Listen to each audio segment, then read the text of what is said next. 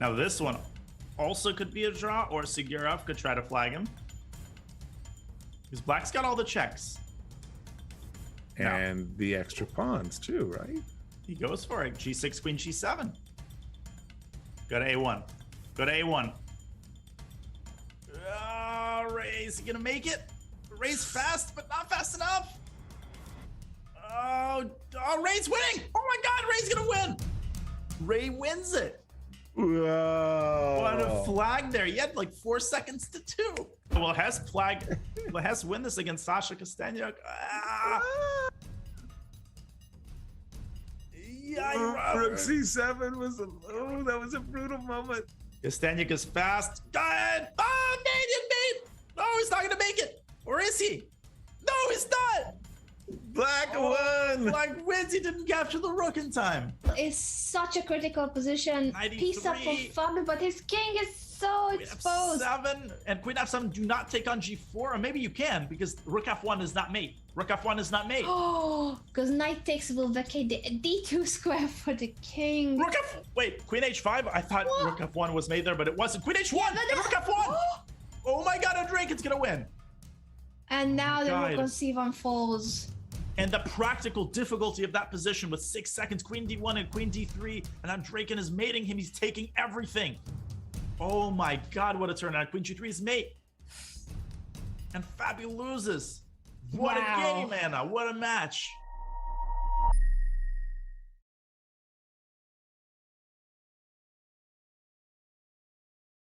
It's Sunday Fun Day here at the Rapid Chess Championship presented by Coinbase. I'm Grandmaster Robert Hess. Alongside me today, as yesterday, is Grandmaster Daniel Naroditsky. Danya, we have 8 worthy competitors vying for that top prize and the lion's share of the Grand Prix points. How are you feeling about what we're going to see today? Robert, I was mostly focusing my mental energies on figuring out whether 11:52 a.m. is morning or good afternoon or good noon. Is that even a greeting? Anyways, good noon. That's my new greeting. I'll say that. Good noon. Good noon. Good, sir. Yeah, let's normalize it. Well, the field is crazy, and I love the Sunday knockouts because we get to watch one game at a time. And yesterday really set the stage for what I think is going to be an absolutely epic showdown. And if we look at the bracket, you'll see that I'm not just saying that to say it.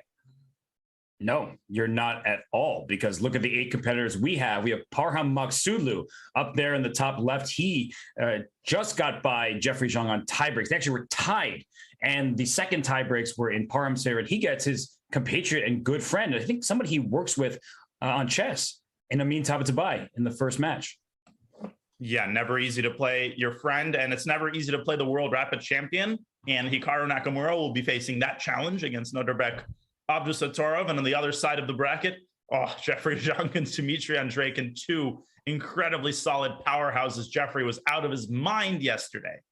He was, and that game that we showed in the rapid recap, his win over Maxim Matlikov, that was a masterpiece that honestly looked like it could have been played by Dmitry Andreikin. He has that vintage style of a slow press that's not fun when you're getting squeezed. But down in the bottom right, we can't forget about either of those 2 players, because Daniil Dubov, tactical wizard, creative mastermind, we know all the positive things about his chess. And David Paravian is Mr. Consistent. He is in every single knockout, it feels like. Yes, he is. And that has been reflected in the Grand Prix leaderboard standings. Number 5, I'm having a hard time reading that name. David something. Oh, yeah, David Paravian. There he is. And yeah, you can play in every single RCC, and it's pretty easy to not get any Grand Prix points. So David has been performing tremendously. He's been both incredibly consistent in the fact that he's playing and incredibly consistent in his performances. He is definitely not the favorite today, but I think he will be heard from under pressure, and we should not count him or Daniil Dubov out.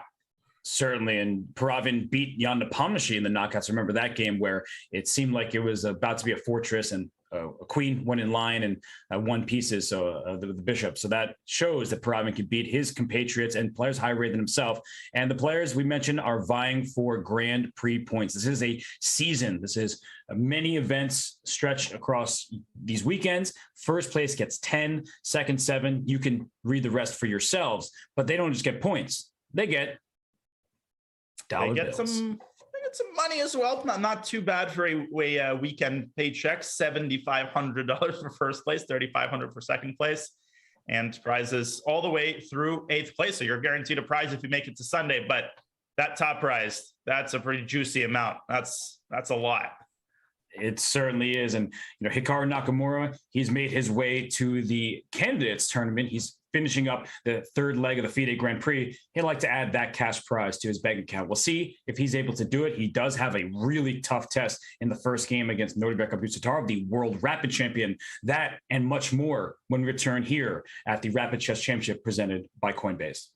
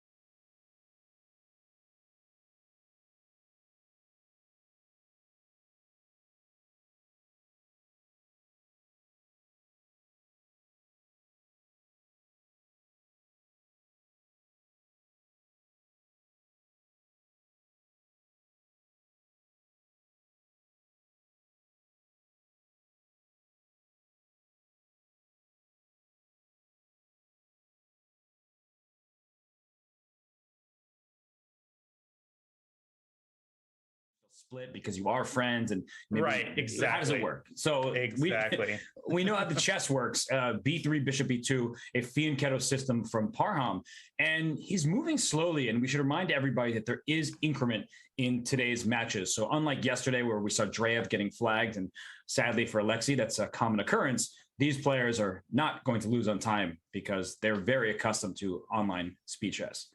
Yes, they are. And no, they will not. But if Parham takes any longer on this move, though, maybe he will. He has played the knight f3, b3 sort of Zukertort / Nakamura setup. But now he's probably deciding between the double fianchetto and the more Kali version with e3. And I'm just trying to make sure he's there. I see him on camera. He's moving around. He has 4 bars of connection here on chess.com. And finally, he plays c4. Whoa. So he just needed some time to decide, as you were saying, what to do. And Amin needed no time for his response, h6. And that's a very important move that's commonly played in these positions. It gives the bishop a retreat to h7 so that you don't have to suffer this knight h4, getting that knight for the bishop. So bishop h7 is where that piece is going to be tucked away. And the way to conceptualize Black's setup is just like a reverse London. Black is literally playing a London system just with colors reversed. And this position can occur with colors reversed. If Black plays a King's Indian and then fianchettos their other bishop, this very similar type of position might occur. But generally, in my experience, the b1 knight goes to d2. Here we see Parham putting it on c3. What do you make of that?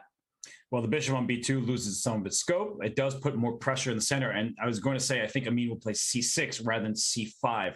And you could even consider pushing that pawn to d4 and then playing c5, things of that nature. What was that?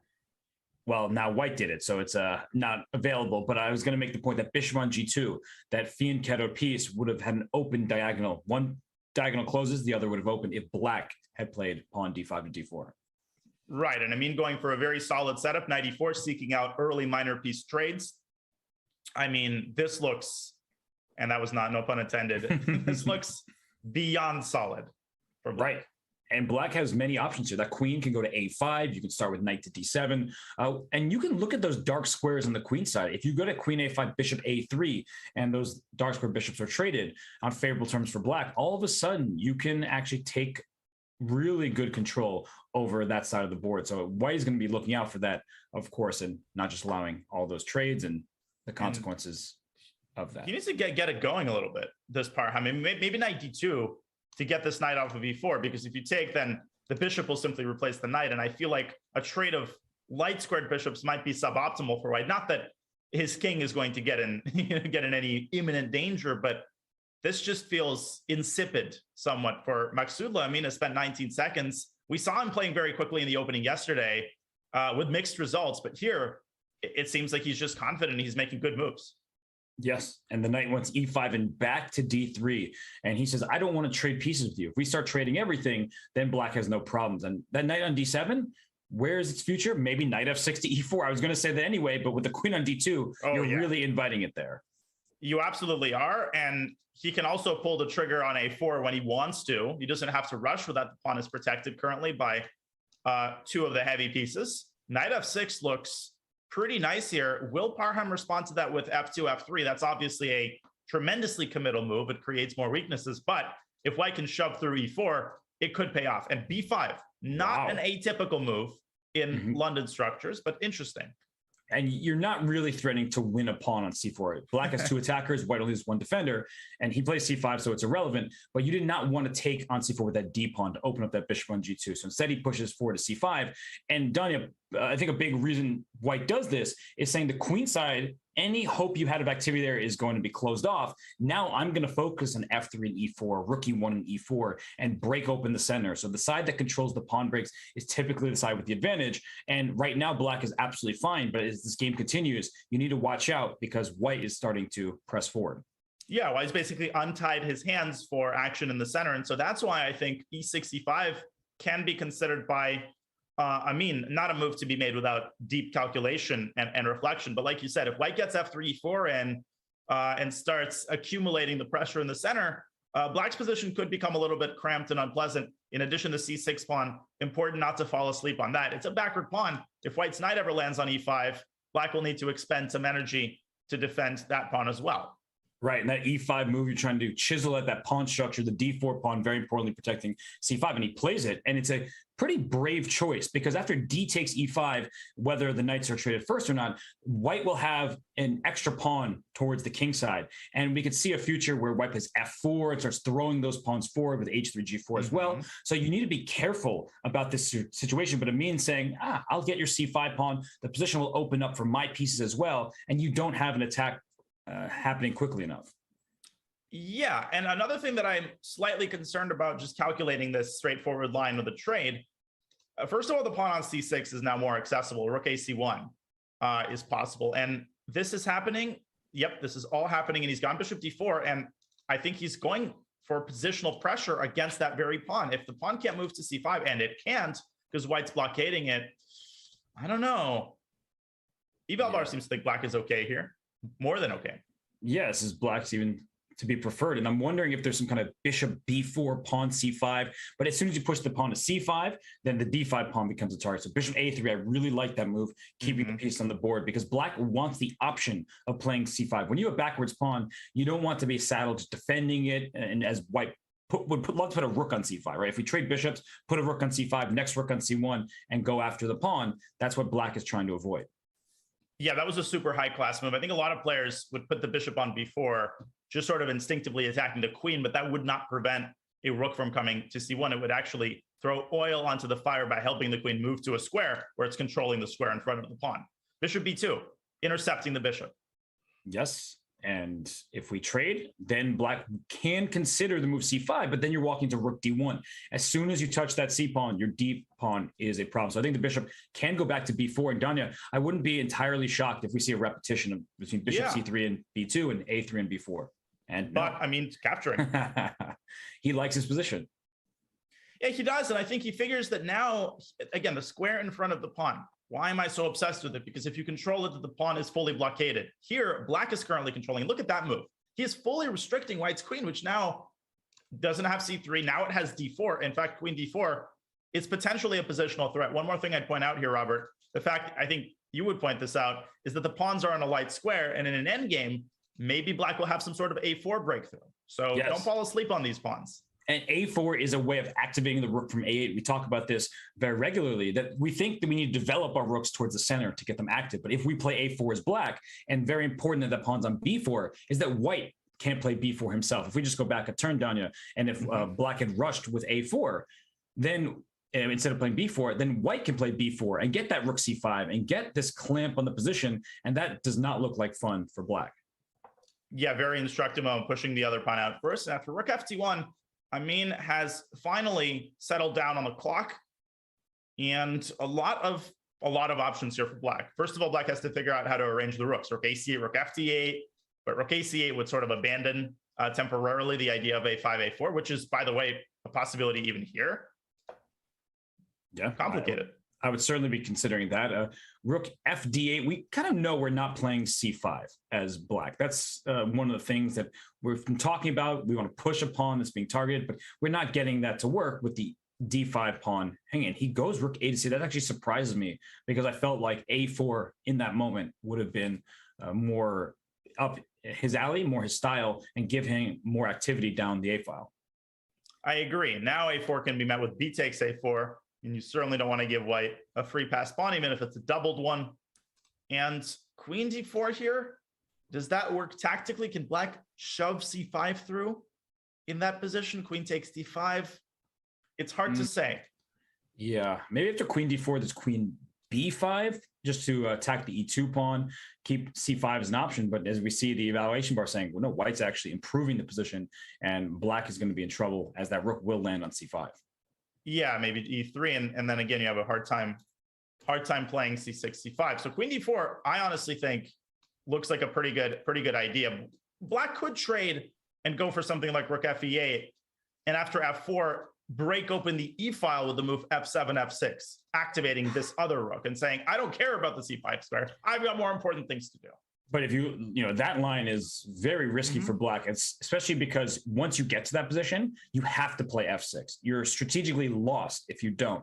So playing f6 when there's a light square bishop, a d5 and c6, maybe there's some tactics with a potential rook sack to get that d5 pawn with check. There are all these things that you have to calculate right at this moment, as white likely wants to play queen d4, and Parham is doing that calculation. He's saying, well, if I go queen d4, black probably should trade and play rook e8, and then I have f4, and it's starting to look good, but f6 at the right moment with the e2 pawn being loose, that's the key.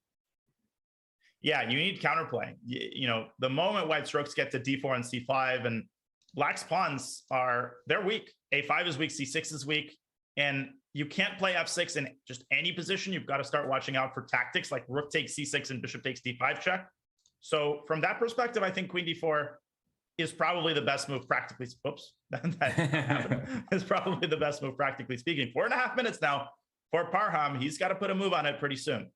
And one of the things out of a position like this is a queen d4 played. It's c5, so he goes for the activity, and it's a blunder. It's a big mistake. But what does he want after queen takes d5? Also, queen f4 is not out of the question. Simply move the queen away and then take. I think queen f4 is just the simplest. Yes, because queen d5 gives black that counterplay, right? Black may play bishop e6, pawn c4. Yeah. That's the kind of pawn sacrifice that Amin is aiming for. But if you play queen f4, then take d5 with the bishop, you're not getting c4 in for black. And I don't know what to call this, but this is a very common blunder. Basically, when there is an obvious move, you sometimes simply forget to check for other candidate moves, right? You expend so much energy calculating c5, queen takes d5, say, it works, I'm going for it. Whoops, I didn't realize that queen takes d5 is enforced. This is a terrible move by Amin. He played it instantly, and now he's regretting it. But can you go back just that moment to play queen takes d5, just out of curiosity? Yeah. Because you see the evaluation bar already lose a full point. Still good for white, but it lost a full point of the position strength. So that's important to note. The queen f4, objectively the best move, and it's a great move because here, after queen f4, there's no c4 for black. That's a big idea. And you like to mention that I like to say this, that it's not about the quantity, it's about the quality. So if you can sacrifice d5, play c4, get this 2-on-1 majority on the queen side, that can give black sufficient counterplay. But here you're not getting c4 in because the bishop will take on d5. And if you trade pieces there, white has so much control over the c4 square. Yeah, this is a regrettable mental lapse. And it's just one of those blunders, as you're indicating, where it's not just a pawn, but your entire counterplay is gone. And now this entire construction is just one big sitting duck. White's got control over the D file. The eval bar is giving +4. And you might say, well, white's only up a pawn. Why is it so extensive? Well, it's because white's totally dominating over every important avenue and thoroughfare on the chessboard. There's very little hope I see in black's position right now. And I'm just trying to figure out what series of moves he can play to complicate matters. There's not much. Really, there is not much. Bishop takes d5 is autopilot and played. So, Danny, when you see this position, what endgame do you hope to get to for black? Well, you're putting me in a tough position. Yeah, I would say, well, a single rook endgame could be an interesting proposition because currently white's e-pawns are doubled, but I don't even see how you get the queens off the board. I mean, and e4 solidifies the bishop on d5. You can never take, that's unthinkable, right? I mean, that allows the e-pawn to move to d5. I mean, rook c d8, maybe just wait, but then white can start doubling in the c file. Oh, c4. Yeah, he's impatient in a sense, but he knows that he's going to lose if he does nothing. So he plays c4, hoping that if b takes c4, which strengthens the control of the bishop on d5, that there goes some outside pass pawn potential. And that is the type of counterplay you need to survive a game like this. Yeah, this is by far the best practical attempt. I like that move, 3.5 minutes for Parham.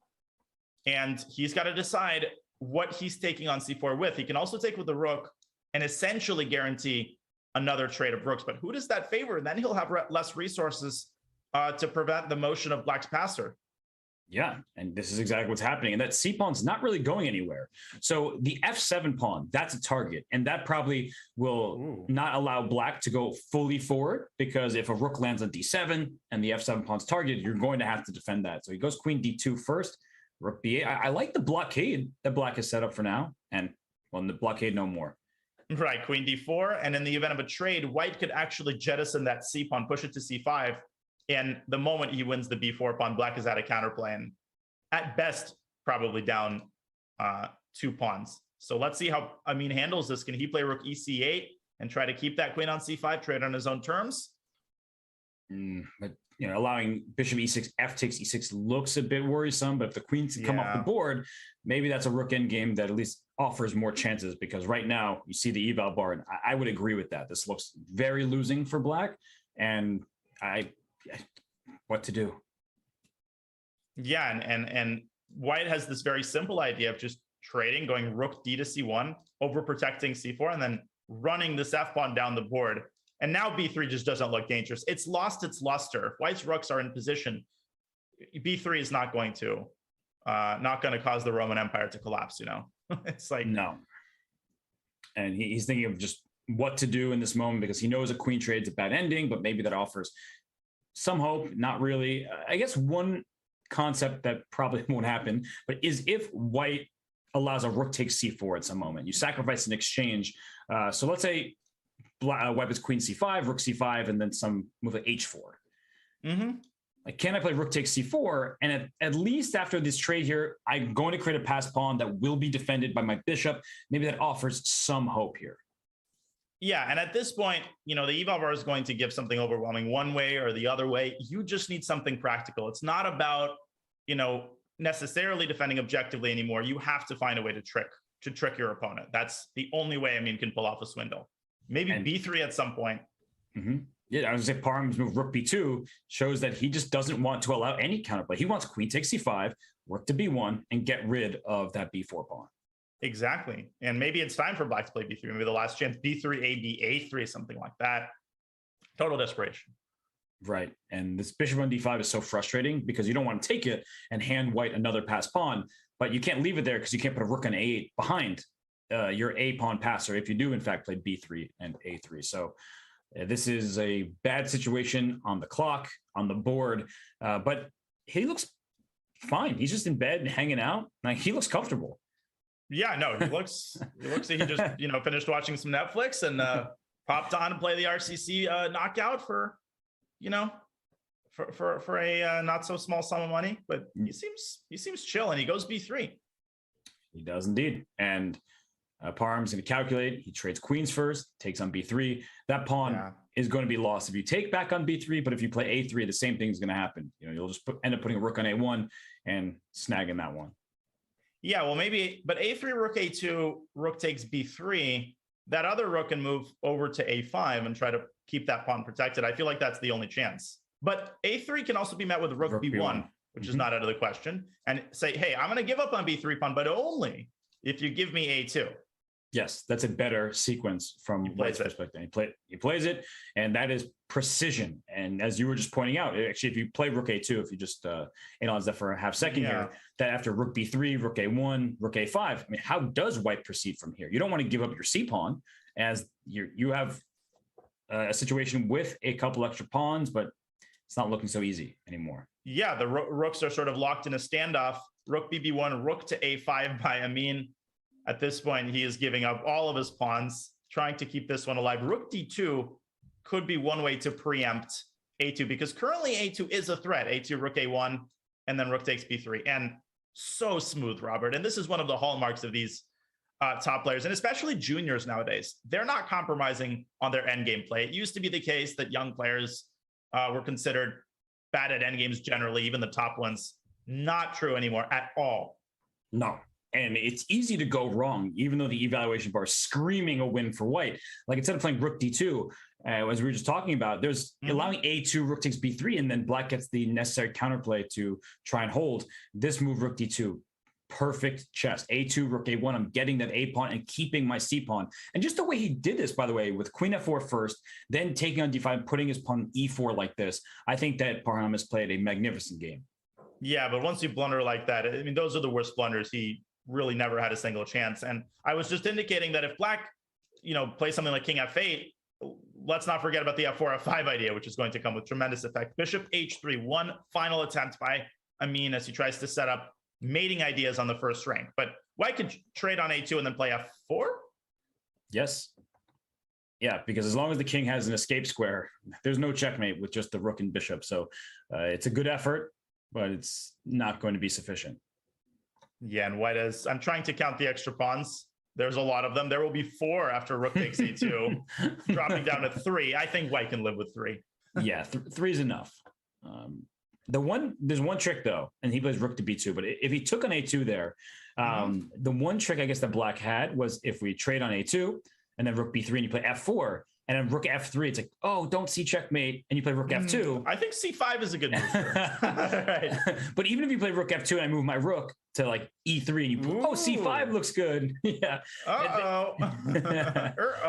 Yeah, but these players way too good to fall. And he doesn't even allow that. I mean, he's just literally, he goes rook b2, rook a3, c5. He's keeping all of his extra pawns, and after b4, I mean, might resign the game. Yes, because now a2 is even attacked by the Or bishop. c6.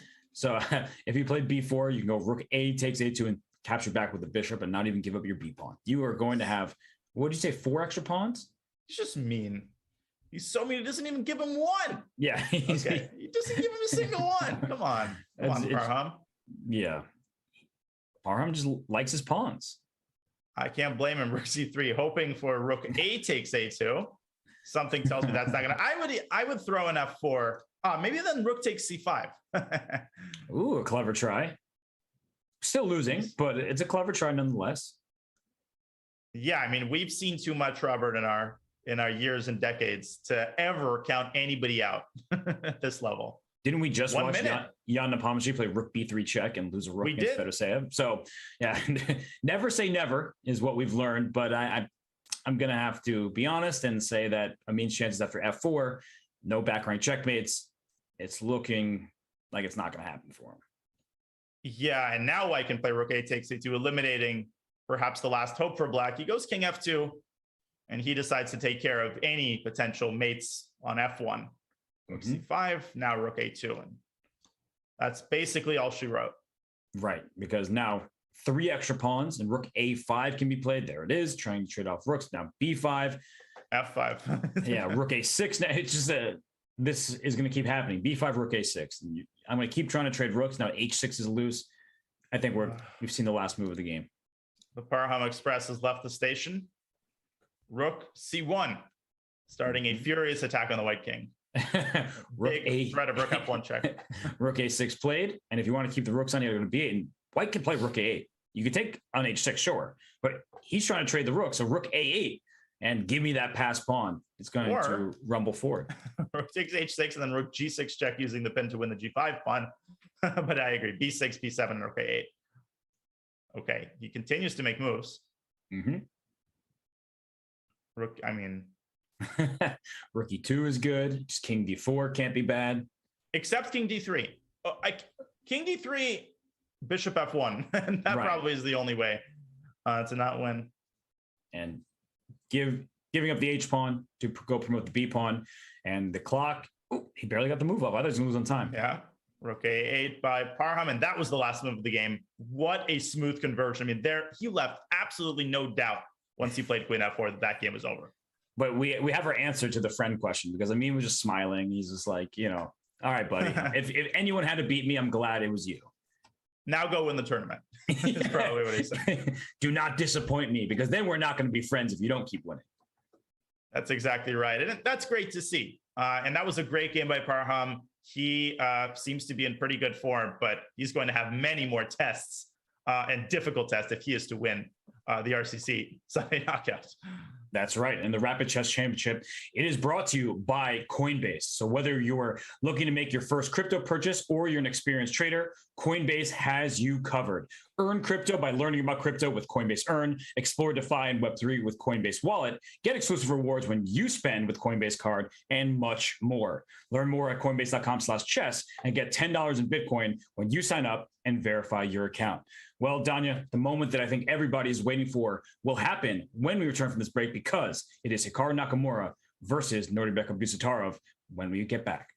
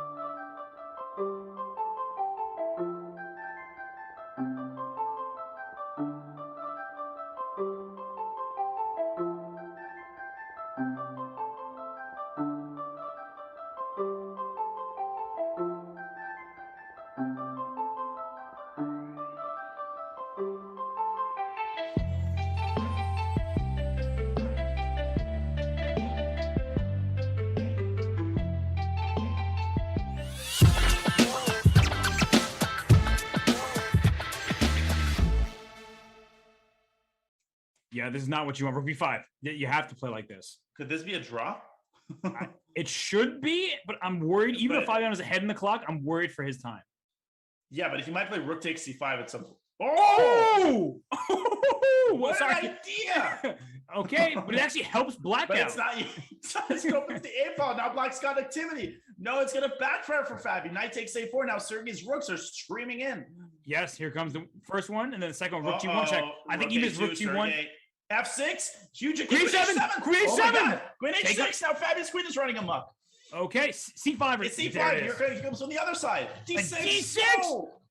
Queen e4 mate. It's mate. Oh my goodness. Oh my God.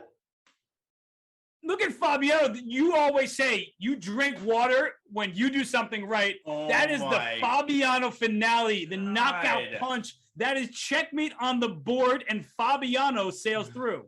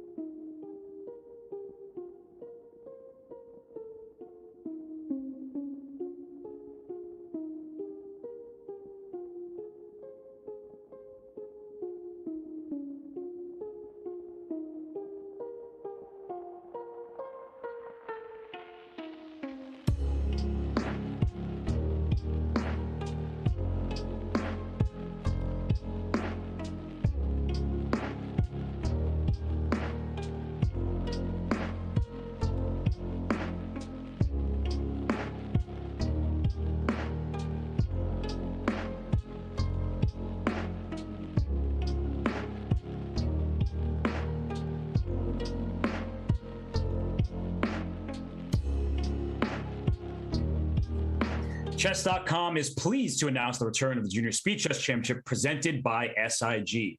Watch the best of the next generation chess stars battle for a spot in the main event of the Speed Chess Championship and share of the $35,000 prize fund. The next qualifier is on April 7th at 10 a.m. Pacific. Catch all the action right here on chess.com. Danya, we are going to catch all the action in this next matchup here at the Rapid Chess Championship presented by Coinbase. It is Hikaru Nakamura taking on the world rapid champion, Naroditsky Abdusattorov. Yeah, this is going to be an amazing matchup. And Hikaru had the most improbable road to qualification yesterday. I think he started 1 out of 3. Was it a half out of 3? It was 1 out of 3, if I'm not mistaken. 1 out of 3, and it was 1.5 out of 4 after he drew Hans. It was an improbable start. And he had so many lost positions, and the way that he climbed back, I think he scored 4 out of 4 in what seemed to be completely hopeless positions against such opposition like Amin Tabatabai and Alexei Sarana. So will Hikaru capitalize on the fact that he is here? He made a quick draw today, so he probably has a little bit more energy than he would otherwise. Let's see if he can convert that into a win. Yes, and I think the biggest news from my perspective is that Naroditsky Abdusattorov is here, because in a previous Sunday event, he did not show up. He was busy playing over the board. So I'm glad to see him here. I'm not sure Hikaru was so glad, because as everybody should know by now, Naroditsky won the World Rapid Chess Championship. He was the top player in a field that included Magnus Carlsen, Jan Krzysztof Duda, you name them, they were there. Hikaru was taking part in that event as well. So we know how good Naroditsky can be at his peak, and he hasn't even reached his career peak yet because he's still a teenager.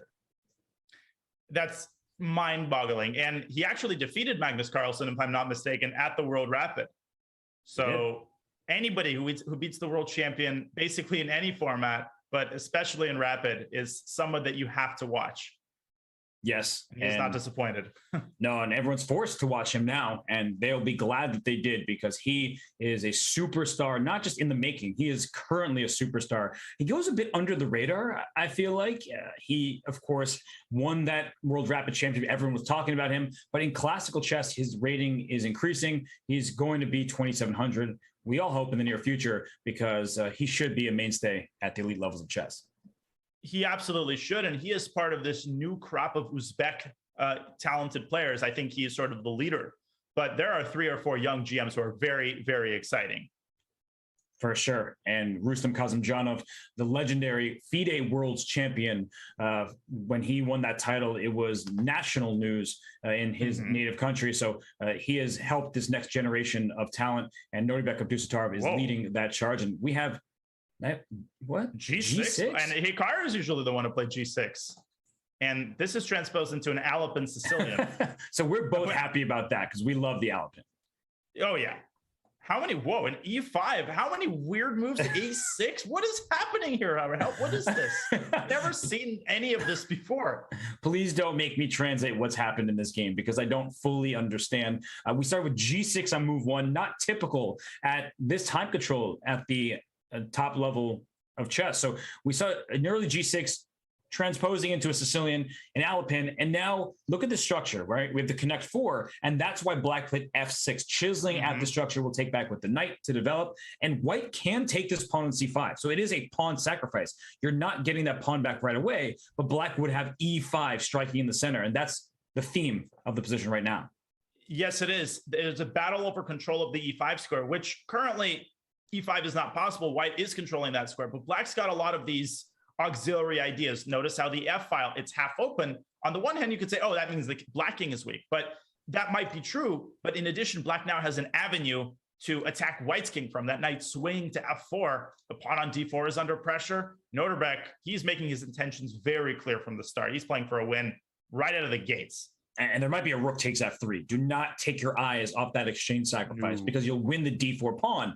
And then Black will have a knight and this massive pawn center for the cost of that rook. And the point is that once we are able to take on D4 with our knight, we'll push E5. Our pawns are advancing, and White would have to be very careful about that. Yeah, anybody who's played the French on the White side has probably been victimized by more than one of these exchange sacrifices. The eval bar is assigning an edge for White, but I actually really like the way Naroditsky is playing. This is going to be a really entertaining game.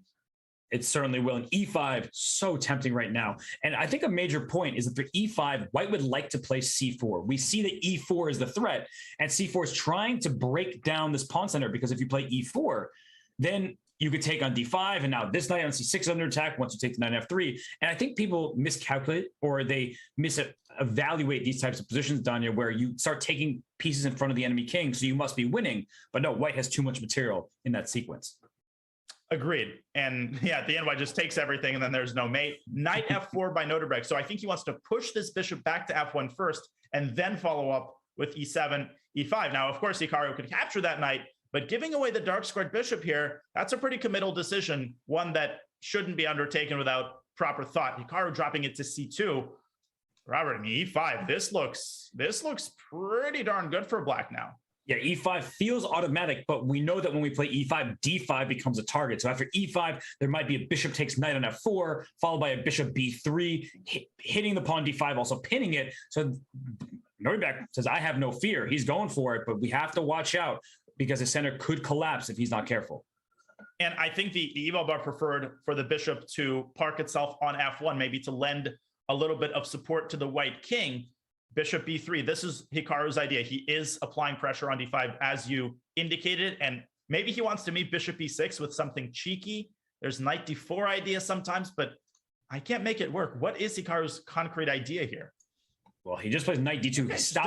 He's stopping E4. Very important, because E4, you want to kick that knight out of F3, go after the F2 pawn. But as Donnie just showed you, knight takes E4, the bishop's hanging with check. Very important, because otherwise E takes F3 would be a second piece going down. So E4 is impossible. Queen F8 is one option, but that allows Knight G5. So Black has to keep his eyes on a lot of different squares, a lot of different tactical options. Maybe Queen E7 to hit C5 and involve the other rook. And perhaps King H8. because one of the things that I'm looking at here, or I was just thinking about, is that White's next move, let's say you handed White the turn, knight e4 is a great move for White, either aiming to the d6 square or to g5 to get rid of the bishop on e6. So that's a threat, but after king h8, it no longer is possible because of what we were talking about, where you take on e4, take on e6 would be check. So he plays queen f6 just to defend the bishop right away. Cannot fault him for that move. But at some point, I think we will see that king slide to the corner, and that rook on a8 is about to join the party on f8. So this seems like an issue for Hikaru down the f file. And then if a pawn storm starts on g5, h5, g4, White cannot afford to lose this f2 pawn. Hikaru has to get things going in the center somehow. I thought king h8 was an excellent move, sort of taking the sting out of all of these ideas like knight g5. And you don't want to constantly have to keep your eye on those ideas when you're attacking. You want to be able to focus your energies on developing that attack. Rook afa, g5, h5. Hikaru moving his knight back to f1. I like that move a lot. He has to apply pressure on d5. This is his only big target. He's got to attack it with everything that he's got. And it's one of the reasons why I like keeping the queen on d8, because now black has to spend the turn defending that d5 pawn. And rook to d8, there could be a knight e3, that knight developing from b1 out to the e3 square. And now we can see where White's counterplay is coming from. And black currently is down a pawn. Let's not forget that. So you do not want to lose a second pawn. You would have to have an overwhelming initiative to make up for it. And we should point out that e4 meets with bishop takes d5, similar ideas to what we showed in other lines. You take White takes with check. If only the king was on h8. And after rook d8, Hikaru probably planning to get his knight to e3.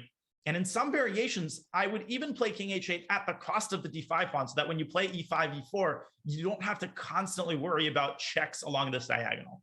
For sure, because the f2 pawn is loose. So if black can successfully play e4 and the knight moves, down goes that f2 pawn, which is very important for shielding the white king. So king h8 right now actually looks like a great choice, because bishop d5 might be met with some kind of a rook d8, and then e4 is happening. And if you play c4 for white, then you're giving control over a lot of the board. Rook takes c4, as you just showed, is a free pawn. Even if it weren't a pawn that you could capture, it looks like the position's opening up favorably for black. No, this is exactly, okay, maybe e4 specifically here is wrong, but this is the kind of position that Noterbeck wants. He's taking a pretty long time. He's gone into the tank. Rook d8 is the automatic move, but you have to calculate e4. That doesn't seem to work. As we showed, rook d8 and king h8 might transpose into each other if white plays knight e3 and bishop takes d5. And knight e7 not possible, because the e5 pawn would be loose. So you have to defend the d5 pawn. Tactically defending with king h8 feels like the better play here for Norderbeck, and he's down a bit on the clock. We have to mention once more that there is a 2-second increment, so he's not very concerned about being flagged, not like he would have if he played this game a day ago. Right. Although, you know, when you go down to 30 seconds against Hikaru, the flagging itself isn't the only issue. It's also the fact that he knows exactly how to create difficulties. You simply will not be able to find a move in time. And here is where we like king h8. Get the king out of dodge, but Noterbeck going concrete e4. And things are heating up big time. Is knight takes d5 possible here?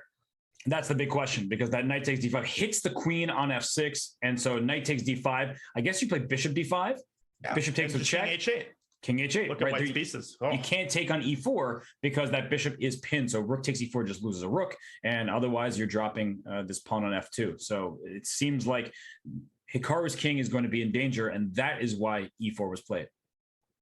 And that means he's got to move his knight. Where does he go? If he moves back once again, he will either lose f2 or, you know, black doesn't have to necessarily rush with taking him. There's other ideas, 95, knight d3. The knight can move forward to d4, Robert, and Hikaru could try to trade all of the pieces on the d4 square and then quickly get his other rook into the game and once again press down on the gas pedal and attack d5. So knight d4, you lose the pawn on d4 directly if black wants it. And that in and of itself would probably make me not want to play this. Same. Like after rook a d1, the most natural move, hitting the bishop, hitting d5, bishop takes c5. You can't take d5 because f2 once again is the target. So white does not solve all of his problems by trading the queens, and you think that your king is safe. No, your king can still get in danger. So one other move, Danya, is knight h2, because you do stop rook takes f2 with that move because of the knight fork on g4, but it does welcome black to play d5 to d4. And that opens the position up that knight on c6 will have a good time on d4. and white's pieces might simply not be active enough to handle the opening of the center there. Discover check ideas. F2 is hanging. White has to keep his eyes on many different things. Hikaru is in a very uncomfortable position here as he takes a long time himself trying to figure out where to put that knight. I think knight d4 and knight h2 are the two main candidate moves. I don't know if he's seriously considering knight takes d5. That just seems way too brazen, even by Hikaru's standards. And you were saying that yesterday, it seemed like after his initial losses to start the event, he couldn't be beaten. Right? Even though Serrano was up a protected pass pawn from e6, then it looked like Hikaru just had a walk in the park. So something about Hikaru's style has always given players difficulties, and he, is one of the best players in the world. That's not to be questioned. But even when he has lost positions, he's just so resourceful, and he does play knight h2 here, just stopping rook takes f2 because of knight g4.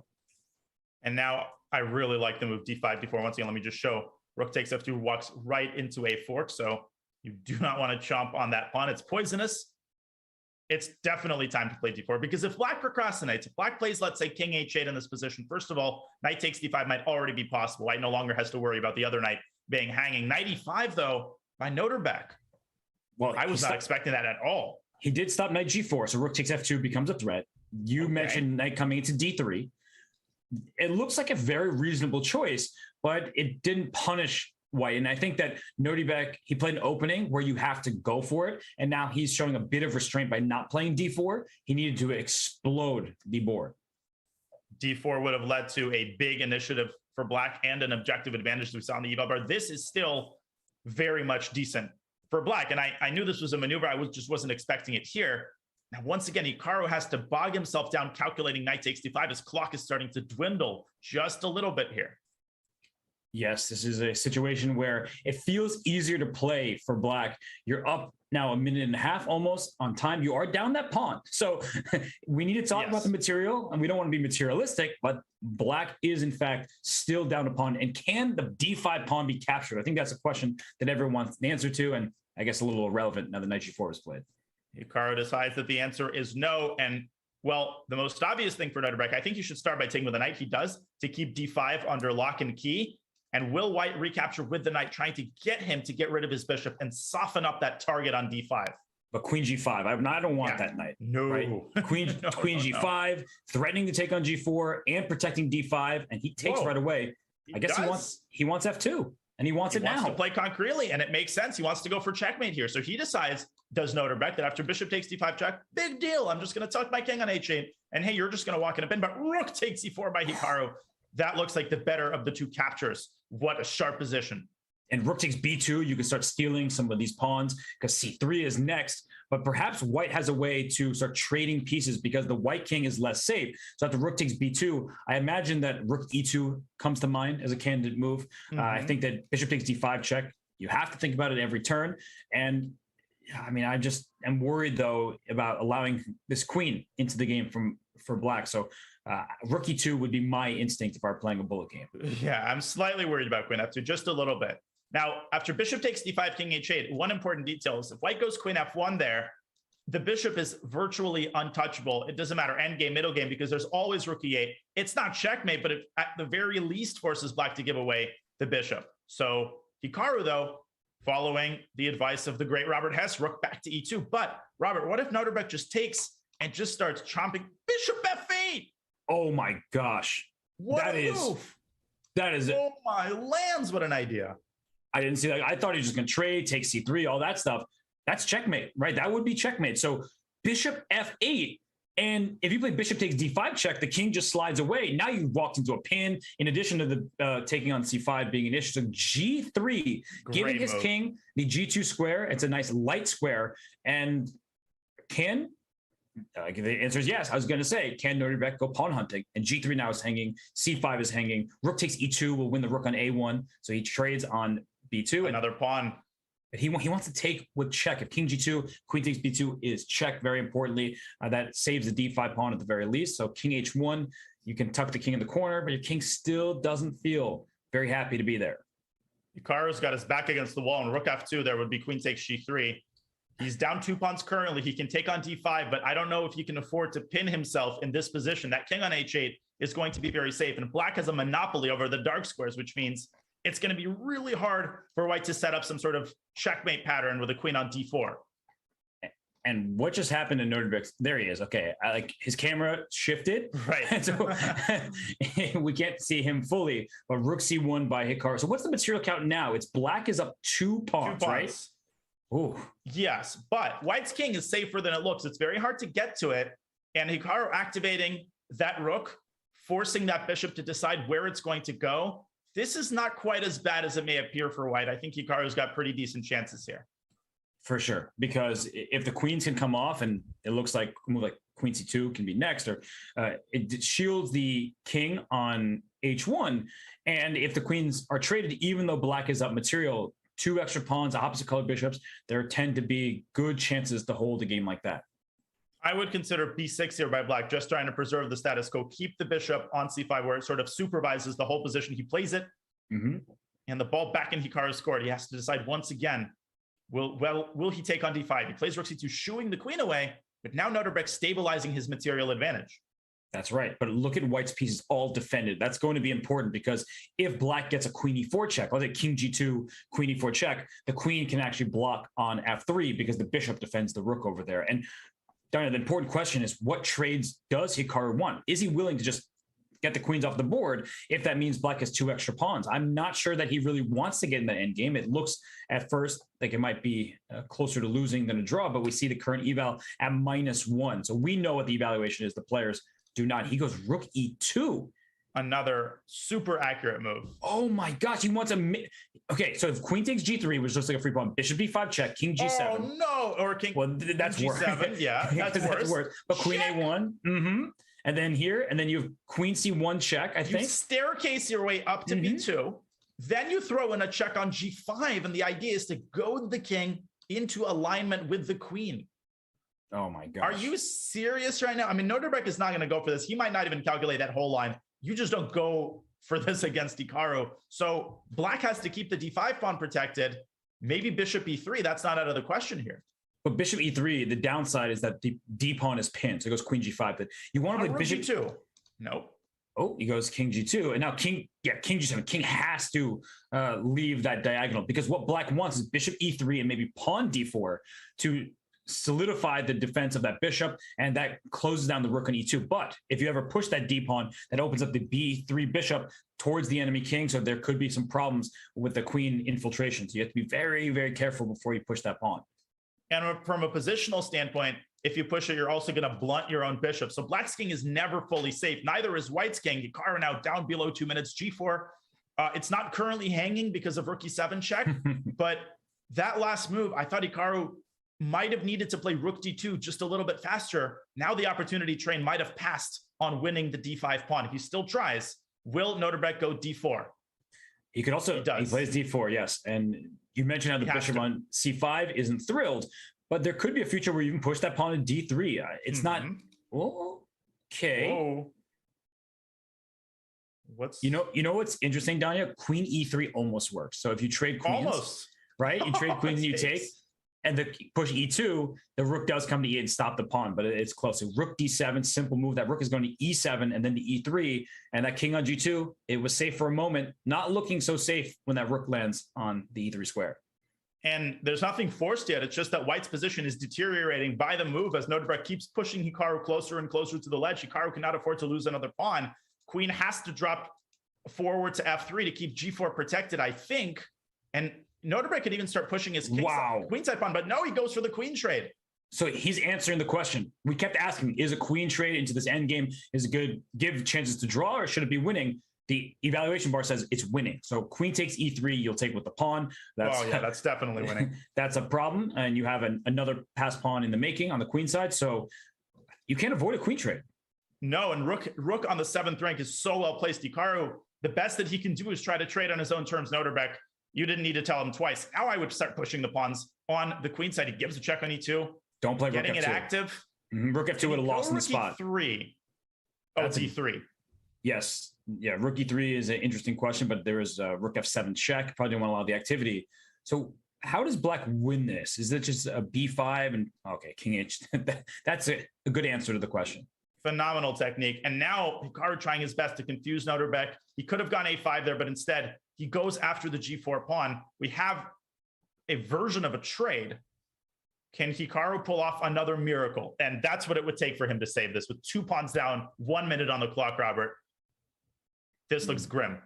And he goes King G5. I thought he was going to go King H3, bring the king all the way in there because it looks a little risky with your king having so few moves, but I don't think that there was any checkmate possibilities. And Rook to B3. So this is the big moment. Is Rook E3 available? And is trading rooks winning for Black? He says yes. The eval bar says maybe not. Yeah, but I wouldn't necessarily. I mean, sometimes the engine needs to use high depth to properly evaluate this. The problem, though, Robert, I don't think Noterbeck should have given up a6. I don't think he should have given that up. Even if the pawn appeared on a5, there is still the possibility of breaking through with b6, b5, and creating a passer on the queen side. That would have been very valuable in an endgame like this. Now I can focus his energies only on the king side. And part of the problem is the pawns are too close for Black. That once Rook E3, D takes E3, we get to this situation that now White can even play G4 because what you want to leave Black with is an H pawn with the dark squared bishop. And the reason why is that won't be now H5. Ooh. They're missing a G4. G4. Yeah, G4 is very important. H5 needs to be played. H5. Noterbeck, by going H5, he's preventing G4 because then I think the move is simply H4. He goes Bishop D6, back to G3. Now there's a win. H5. Bishop takes Bishop down, Bishop takes G3. Oh my goodness. And then King goes around to D2 and Noterbeck wins on the spot. He's going to play it. Oh, whoa, he misses it. Well, H5. That is just... H5 was good for so long that, you know, I'm happy. E8. Or no? Bishop E8, then you could take on G or King D3. Bishop E8, probably King D3, but Hikaru, you can go back to E2 first, and then Bishop takes G3, he goes Bishop in, he gets the good version of this position, his clock ticking down. Wow. Oh, he plays it? E2. No, Bishop E2. Bishop takes G3. G5 is good. You can just push that pawn to G4. It's over. It's winning. King C3, King D2, and then the G pawn falls. Wow. All my lands. And it's a win. And Naroditsky Abdusattorov, the world rapid champion, takes down Hikaru Nakamura. What a game from Naroditsky. I mean, he almost let it slip there towards the end, but he was in control from the very start. That is a tremendously instructive endgame. And let's make no mistake, it is almost impossible to play it accurately with the clock situation. That was an amazing game. He goes G6 on move 1. What a gutsy opening choice. And after he went F7, F6, Robert, there just was a sense that he took over the initiative from the start. Hikaru's position might have been good at some point, but it was always just uncomfortable from a practical perspective. For sure. The pawn sacrifice was justified, and that was a convincing victory from Naroditsky Abdusattorov. There were some stumbles down the stretch, some missed opportunities for Hikaru to hold, but Naroditsky did what many people couldn't do yesterday and have tried in the past, is beat Hikaru Nakamura. So that has just happened. The teenager from Uzbekistan moves on, and we're going to have to move on because we still have 2 more quarterfinal matchups. Up next, after this break, will be the matchup between Jeffrey Zhang and Dmitry Andreikin. You will not want to miss that here at the Rapid Chess Championship presented by Coinbase.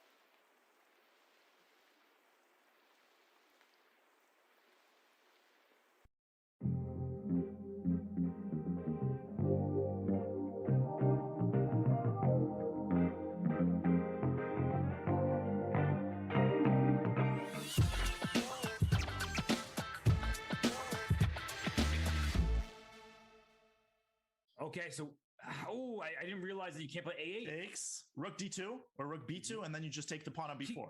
Oh, king of 6, rook b4, bishop e7. Only chance. If you go rook 6 b4, bishop e7. But then rook b8, and then black gives up an exchange, and he's got chances. Vladislav in 4 seconds. How does he win? Oh my, he doesn't know bishop e7. There's chances. Take e7. Play rook b1. Play rook b1. If you play rook b1, rook b1 mate. Oh my gosh. Oh my gosh. That didn't just happen. Oh. Oh my God. I've never seen anything like this in my life. Oh, and he is just destroyed emotionally right now. Oh my God. How? What in the world? I didn't even see the mate. Me neither.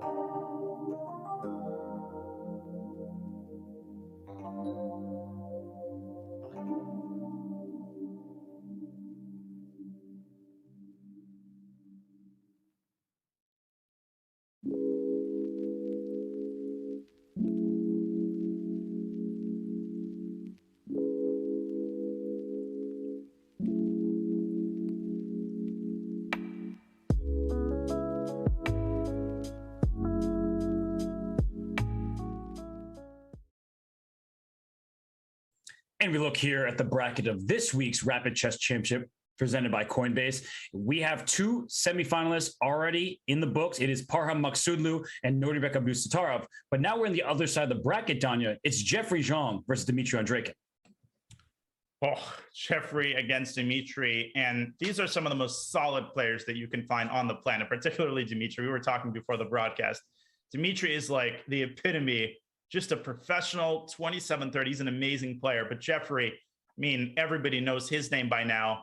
You know, his style is really interesting. It's also pretty universal. He can play positionally. And as we saw yesterday, I mean, he played both positional masterpieces against Malakov, and he survived crazy time scrambles and played them incredibly accurately.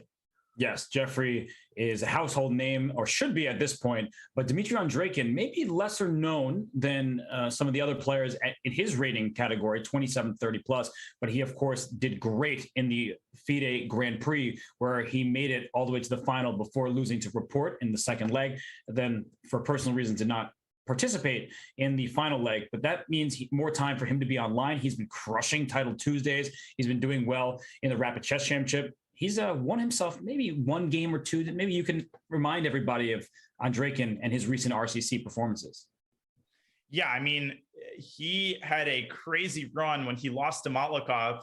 I mean, he came incredibly close. And then the following week, does he get upset and tilted? I came all this way and I lost the final. No. Just decides to win the next week.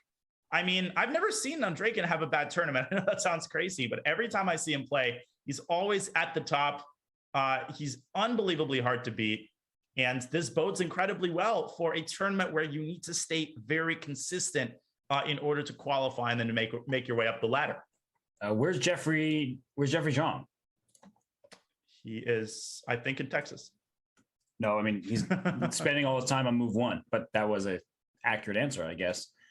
So we're trying to figure this out here. So it looks like both players are having Jeffrey's not at the board right now. So this game is going to be canceled. No, he decided to play blindfold. Didn't you hear?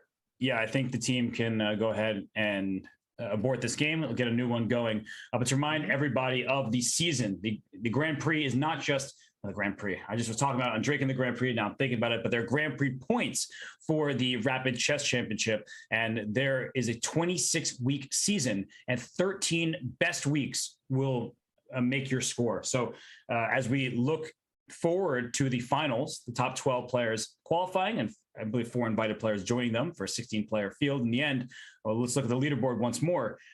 Fabiano Caruana, Hikaru Nakamura, Maxim Matlikov, who you just mentioned, and all the way down to 12th place there. Some of these players who haven't participated in too many of the RCC weeks, they'll have their chance because 13 top performances is what makes up the leaderboard.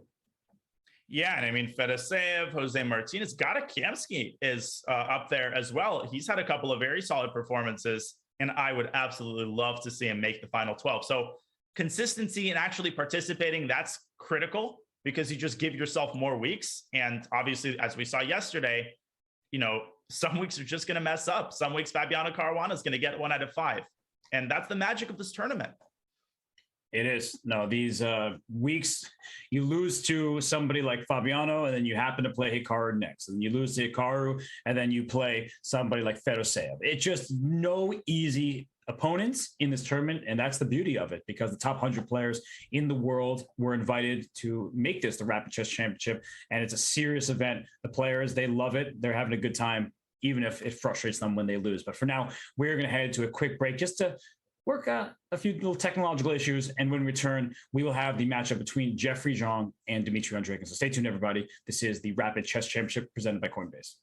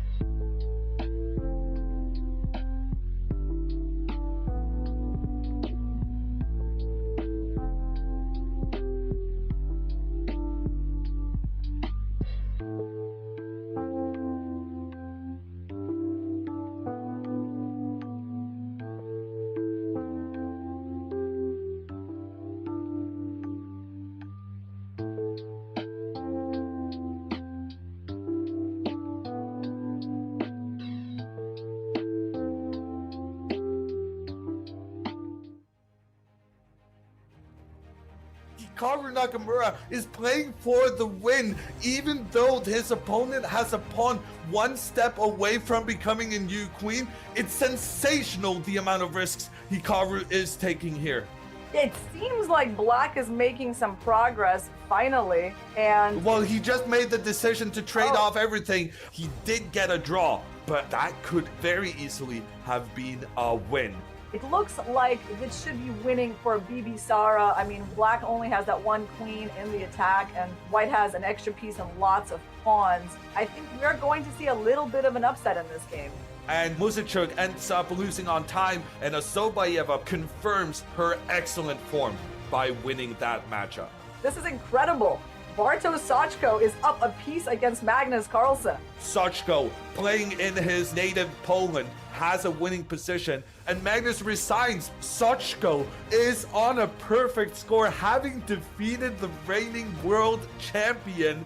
The lead just keeps changing. Asobayeva has already been in the lead, and now she's going to get it back. I mean, because this game is about to be over. And Shuvalova has to resign. In the end, she was 5 pawns down. There's no hope saving that. We got Sindarov and Fedoseev is actually the battle of the leaders on 7 points out of 8. There's a pawn endgame now, only pawns remaining, and Sindarov is going for the win! Sindarov is going for the win! Fedoseev rushes his king back into defense, and the guys agree to a draw. Oh my gosh, and both of these players remain in the lead. Aronian with an extra pawn in the rook endgame, and Fedoseev, he's unable to do anything about the white pawns in conjunction with the white king just making their way up the board. It's over! Levon Aronian taking the lead in the tournament. Aronian rushing his king over to the left-hand side, trying to get rid of Black's rook. The king is now coming to the aid of the pawn that's only 2 squares away from becoming a new queen. And Aronian is making very good progress here. And Anish Giri resigns the game. Levon Aronian, 13 points. Fantastic result. He's playing so confidently. Hikaru Nakamura is not on the list. He tested positive for COVID and had to withdraw from the tournament. Bibi Sara has a 1.5 point lead. She's gonna win it if she wins this one. Look at this. Bibi Sara with her queen can go for the queen trade. If the queens are traded, she's gonna win this game, and she does go for it. The queens are traded off the board. The bishop coming in against the white king to give a check, and Goryachkina resigns. Asobayeva is the world champion. A lot of credit to our women's world blitz champion, the young player from Kazakhstan, making her name known to the whole world. Maxim making his calculations. Can he stop that black pawn in time? And he thinks he can do that after lots of captures. It's Aronian who's down by a pawn, but Aronian's king is unable to assist against the white king making its way forward, and Aronian now will resign the game. And what a stunning turnaround there. He made a couple of mistakes, and the Frenchman capitalizes on that. Dubov trying to get his pieces pointing in towards Black's king, but Olivreza has a pawn 1 step away from becoming a new queen. And he has made a queen, and he knows that he can always sack that queen for the bishop. And that is the end of the game. And we're almost certainly guaranteed a tie for first place after the final game. He's using his queen to help out. That pawn is moving forward, and Aronian now, he's gonna have to resign. The pawn is becoming a new queen. Aronian does keep on playing, but there's no hope. He resigns the game. Was that the championship for Alireza Firouzja? Actually, it's definitely not the championship because Jan Krzysztof Duda has managed to win his game, so there will be a tie. The question is whether or not Maxim Vachier-Lagrave will be able to join them, and Vachier-Lagrave has beaten Magnus Carlsen. Jan Krzysztof Duda and Maxim Vachier-Lagrave will be playing for the gold medal. It's less than 30 seconds on the clock for Duda, who needs to figure out this endgame. And he chooses to push his pawn forward. Exactly. He chose to protect it with this rook b4, not going in for that trade where he might lose a pawn. Yeah, the pawns are just getting exchanged off, and the guys agree to a draw. The handshake there, a solid game from Duda. Duda is actually giving away his bishop. A strange decision from the Polish player there. He chooses to move the one knight, losing the other. I'm not thrilled about where white took this position because certainly he's not better at all in this endgame. Duda is going to have to play for a draw. Yeah, certainly I don't see any danger at all for black. They just agreed to a draw. Now, to find the victor of this tournament, we're going to play one game at a time. And if someone wins, that is the world champion. Maxim Vachier-Lagrave now in the end game. Duda trying to use his king to stop white's king from getting into the game. But here, Maxim Vachier-Lagrave is able to capture another pawn on the side of the board. 2 extra pawns for him. Now Duda resigns. Maxim Vachier-Lagrave, the world champion in 2021. And here we see Maxim Vachier-Lagrave being congratulated. He is the world Blitz champion.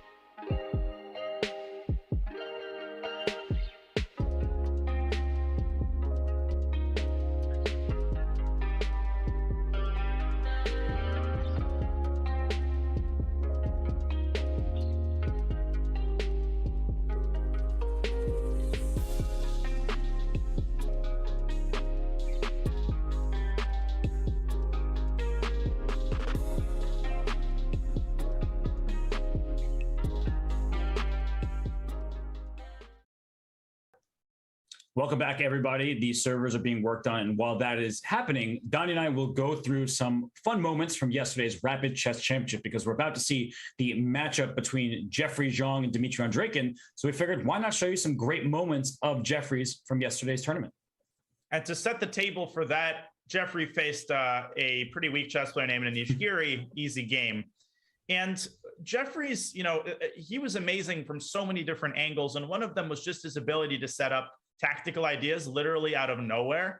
I mean, we thought that, he was better, then he was worse. This position just looks pretty nondescript. He's got a weakness on c4, but black is lacking his fianchettoed bishop. And Jeffrey pounces at that like there's no tomorrow. That's right, because it seemed at first that they might make a draw, and then Jeffrey, instead of continuing the repetition, plays this with Queen F4. And when you see Queen F4, you think Queen H4, Queen H7 checkmate. But the problem isn't only on the H7 square, it's also on F7. And you were highlighting this during the game, that G4 is a winning threat because that bishop gets kicked and F7 falls. And so when Anish played H6, he's challenging the knight so that you can't play G4. You lose your knight and your queen's under attack all at once. That loses you the game. But instead, knight takes F7 was played. And Danya, it wasn't just this move. The way he converted was silky smooth. Yeah, knight f7, king f7, and g4 as a follow-up. Now, one might look at this and say, well, what's the big deal? Well, the big deal is that black's king is wide open, and black can't even get a pawn for that piece. I mean, you can't exactly go king f6. So Anish, he tries to activate his queen as quickly as possible and patch up, put a band-aid over it. But look at Jeff, queen g4, chiseling his way inside, queen h5, queen g6, along the light squares. And then in this position, right, a lot of us would probably go queen g6 or h4, tunnel vision, the king side. Not Jeffrey. Bang. Love this move. Yeah, rook b1 threatening bang. rook b8. I mean, come on, and rook b6. So look at that. Come on, give us one. Amazing. There it is. There it is. High pitch. That was a good one. That was awesome. There will be more. There will be more. I'm saving them for the subsequent, for the semifinals. Well, it is deserving because the whole 6th rank is now white's for the taking. H6 fell, and then after this, the move F6 just to end the game. Queen G7 check, and if you take on F6, the rook takes. It's just checkmate. And even at the King G1, Queen D1, King H2, everything about this conversion is beautiful. Every piece is playing a perfect role in the game. Like the rook is guarding B6, the queen is giving mate, the pawn is participating. What a symphony and what incredible coordination and what technique by Jeffrey to defeat Gary. This was early round. Yeah, maybe I want to say third, but I can't remember well enough. So Second. Okay. Sorry, no. This was second. Well, and then in the third, it was just a sign of things to come. He beat Nepo in the third, and then remember that draw against Mavsisian? Yeah. Okay. That was miracle work. I still can't get over that. The fact that he drew that game when it looked like he was getting checkmated and just blown off the board, and suddenly he came up with checkmate threats of his own and survived. That was incredible. That was absolutely amazing. And, if you didn't watch yesterday's broadcast, first of all, why and what is so important that, you had something to do on Saturday that's not called watching the RCC? Or maybe because we were commentating. But anyways, look at that game and look at the broadcast. And we do have the top right of the bracket, Jeffrey and Dmitry. They will slug it out for a spot in the semifinals, and they will await the winner of David Paravian versus Neil Dubov after this. So just great stuff so far in the Rapid Chess Championship Sunday event, the knockout, and we'll see who's going to be on top. Will it be Dmitry or will it be Jeffrey? And Jeffrey he's very dangerous with really with both colors. He has a very interesting opening repertoire. He can basically play anything. And that's what makes him so scary. He's got ideas in a ton of different openings. Yeah, he does. And he's just super skilled. And he's so hard to beat. He's incredibly hard to beat. And the game is underway. So seatbelts mandatory. This is going to be a great one, a barn burner. We have it started this game where there's a bishop on c8, which makes it look like a French defense. So it wasn't a French, it was actually an Alpin. We can just show quickly how we got here. But that bishop on c8 is not a happy piece. No, it's not. This was an Alpin Sicilian. This is already looking pretty good for Jeffrey to start the game. This is exactly the kind of position that he likes. He's got more space.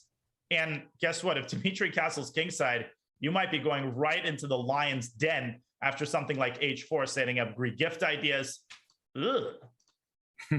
This doesn't look amazing for Dimitri. Let me put it that way. It looks very bad because, as you're pointing out, castling doesn't solve any of your problems, and black tries to strike often with f7 to f6, trying to chisel at white's center. That pawn on e5 is such a thorn in black's side. It takes away access to d6 and f6, and it's just the most advanced piece in the position. So for Dimitri, he will try to orchestrate an attack on the queen side, maybe a knight a5, bring a knight to c4, rook to c8, all this kind of stuff. But where's it going? Like, even if you put all your pieces there, I don't see the next step. Well, he's playing quickly. He's sort of, crossing his T's and dotting his I's. I guess he's, not thinking about about how much he's suffering here. And Jeffrey, I mean, he's probably going to complete his development with knight c3. The question, I guess, from Jeffrey's perspective is, if Dimitri delays castling kingside, which I think might be a smart idea, how is Jeffrey going to progress once he plays knight c3? First of all, bishop e3 might walk into knight c4. Do you see a clear plan of action for white, as nice as this looks? Yeah, it's one of these situations where even the move b2 to b4 is tempting, but that may play into black's hands because you're gaining even more space, but do you really need the space? And black could throw an a5, knight c4, as you're highlighting here, and start going after white's position. So I would play b4 if I could also put my knight on b3 like all at once, but that's too slow of a knight's journey. Agreed. And Jeffrey, after some thought, decides to proceed in rather conventional manner, knight c3. Now, he doesn't have to rush with developing this bishop. I think a lot of players, sometimes don't always realize that, the bishop is a pretty magical piece. It can be very good from its initial square. But if he does develop it, the bishop f4 might walk into this typical French-like g5 idea. Important not to fall asleep on that. The pawn on d4 is a weakness, and you got to keep it protected. I was thinking about g5 even without bishop f4, so I'm glad you pointed that out, because g5 here is not entirely out of the question. I don't think it's that strong because white can just defend the d4 pawn, and then once you kick the knight, it happily moves. You're getting your own king into danger. So a6 played, I think we know why. That b5 square is now defended, which means no knight jumps. But on the other side, it also may mean that bishop is trying to get to b5, and that can be annoying for white to deal with. Yeah, I've seen that kind of idea before. Knight a7, knight b5 with the ultimate aim of opening up the c file, getting that bishop active, as Jeffrey overprotects his d-pawn with rook d1, taking the burden off of his knight. And Dimitri sinking his knight into c4. He wants to induce b3 and soften up the knight on c3 so that the rook actually has something to do on c8. Right. Yeah, this b3 move, you can't take it back. So as soon as that's played, but you could play b3, bishop b2. It looks awkward, and it does make sure that your knight on c3 is defended, the d4 pawn will be guarded. But the question, as always, is where to next? White has an advantage. We see the evaluation bar. We see the space that white has grabbed. But where? Where's the next step coming from? Where's the breakthrough? I have idea. Okay. I think queen misplaced. Queen misplaced because knight wants to go king side. Yeah. You want to go knight c3, e2, g3, and h5. I know that sounds like it takes forever, but first I agree. I think white should play bishop b2 and move the queen to the side, maybe d2 or even d3 to prevent castling, and then try to send this knight over to the king side. The knight, I think, is the best piece to use as kind of a targeted assassin, attacking very specific weaknesses in black's territory. Let's see how Jeffrey handles this position. b5. Well, first putting the knight on a5 was a little awkward. It's on the rim, but he wanted to push b5 and didn't want his knight back on b6. Now he would like his knight on b6, but he couldn't get both in. So b5, there is a threat of b4. There at some point can be bishop takes a3 first and then b4. You need to keep your eye on these ideas. And from white's perspective, what do you do about that? Is b4 that threatening? It doesn't look like the end of the world, but it gives black's pieces some more squares, and the knight would like to get on b4. It's annoying. It's annoying. It's definitely annoying. If you move your queen back, you're going to run into a situation now b3 is weak, and your queen side could collapse before you know it, and the tables could turn. Obviously, Jeffrey's not going to do that, but with 5.5 minutes now on the clock, Dimitri, despite his dubious and one could even say bad position, is somehow finding a way to cause problems. That's what Andreikin does best. You're right. And white can play b4 if he's so afraid of b4 from black, but that gives that knight to c4 square, which isn't the end of the world in and of itself. But then black may strike with a5, just breaking open the queen side, and white we'll have problems there. Yeah, that's not quite as bad as commentating with Hess, but it's comparably annoying. No, I have to second that. No, I'm with you on that one. So Queen D3 played.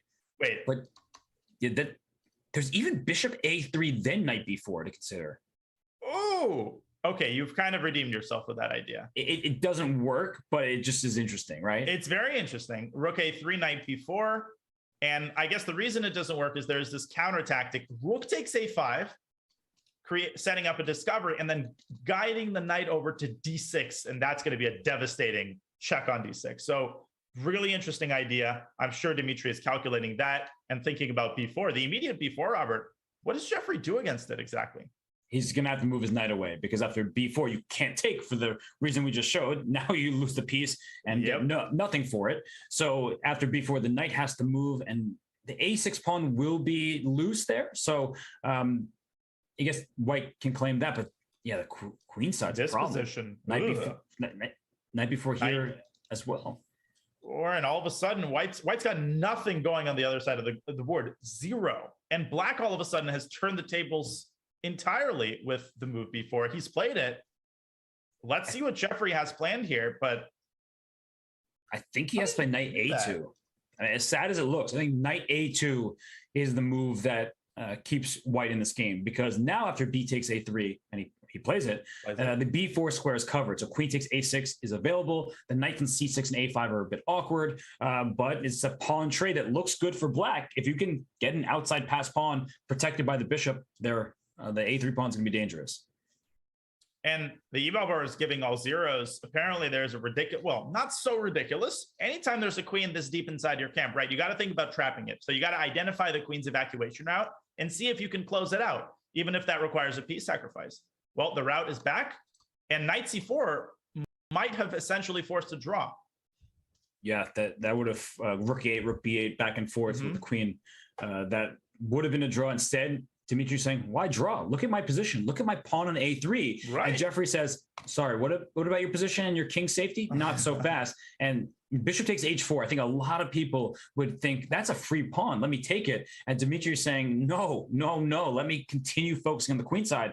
But Danya, I'm getting a bit nervous about the king side, even though it doesn't seem like there's a direct checkmate. I could see a future where after bishop g5 and like a knight takes g5, queen coming to h3, pawn to h5, all that stuff, that looks like it could cause black some problems. There's tremendous potential energy, no question about it. I think Dimitri is also betting on the fact that Jeffrey just doesn't have quite enough time to figure things out. There goes h5. Definitely concerning, because the queen just basically said, all right, you guys take care of it. Bishop on e7, rook on f8. You're on your own. You're on your own. Help the king out. And what Dimitri wants is like knight b4 and all the pieces to be traded, which Jeffrey won't allow. Because if you trade every single piece in the square and the black queen ends up on b4, then that rook on c8 is going to plant itself on c3. So, and he plays knight b4, but this is a very big moment for Jeffrey. He's not going to trade everything because that would be bad. He can take on b4, play move like knight g5 after, and just go for check. Robert, that looks, I mean, takes knight g5. He's already threatening to just rip open the king with knight h7. I mean, and Dimitri might just not quite be in time. Remember, white can give up his entire queen side if it results in checkmate. It's like the King's Indian complex, right? You can give all of your pieces up as long as you've got enough to checkmate the opposing king.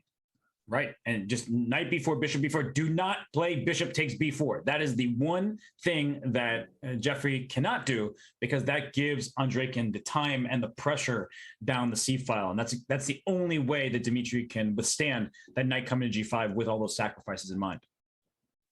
This is incredible. We're watching the penultimate quarterfinal, and Jeffrey contemplating his move. You can see the eval bar screaming that white's attack should be decisive once he plants his knight on g5, and don't do it immediately. Right now, you have to not forget to take. And you don't want to take with the bishop, Robert, for obvious reasons. That knight on a2 is not exactly the greatest attacker. I'm wondering if he's thinking about it, because he's spending a lot of time. He just looked up, scratched his chin, and he takes and goes knight g5. There he goes. Here he goes. He wants knight takes h7, and then h takes g6. If you take on d2, just rook takes d2. And importantly, the black queen isn't already on b4, because then rook c3 would be an option for black. But after bishop d2, rook d2, your rook defends your bishop, your queen sliding over to h3, your knight takes h7, h6, g6, all that fun stuff is happening. And it's only fun for one player, and it is not Dmitri Andreikin. And a case in point, after bishop b5, you just go queen h3, close your eyes to anything that's happening from the d file and to the left. Happy to give up c2. This is simply, I mean, look at this. This is completely overpowering force on the king side. Dimitri seems to be lost here. I mean, he could get checkmated. If he doesn't get checkmated in the next 5 moves, I'll be stunned. and if we just go back instead of knight g5, just show that on the board quickly, bishop b4, queen b4, and why it's such a big difference. If you now try to play knight g5 and all this stuff, then here comes the rook to c2. The queen has to go back to d2, and then b3 is hanging. The rook can come to c8. All this stuff is available for black, and it's clear that white's attack isn't fast enough because you have to take on b3. You don't have all these sacrifices that we were talking about before. And I think what you're trying to imply with this line is that, you know, these opposite, well, it's not really opposite side castling, but it's opposite side attacking positions are always decided tempo for tempo, right? You always have to play accurately, because if you're one tempo too short, the train leaves the station and then you can't get your queen to h3. You can't get a crucial piece to a crucial square. And that's why it's so important to be accurate here. Knight g5 and Dimitri now going into the tank, trying to find a way to stave off checkmate. Yes, and you were talking before about how Jeffrey, he can be a positional player and he can just squeeze his opponent like he did against Matlikov from our rapid recap yesterday. But then he has these moments where at first he had a strong positional bind. Now he's just throwing his pieces, but h4 came out of nowhere. And in just a few moves, it looks like a mating attack. Jeffrey's still a kid, and I mean this in the absolute best possible way. He's obviously incredibly mature and professional in every way, but in terms of his style, he still likes to give checkmate, right? He can still pull out his Mikhail Tal card, and I think that's what he's trying to do here. He's also a mean bug house player.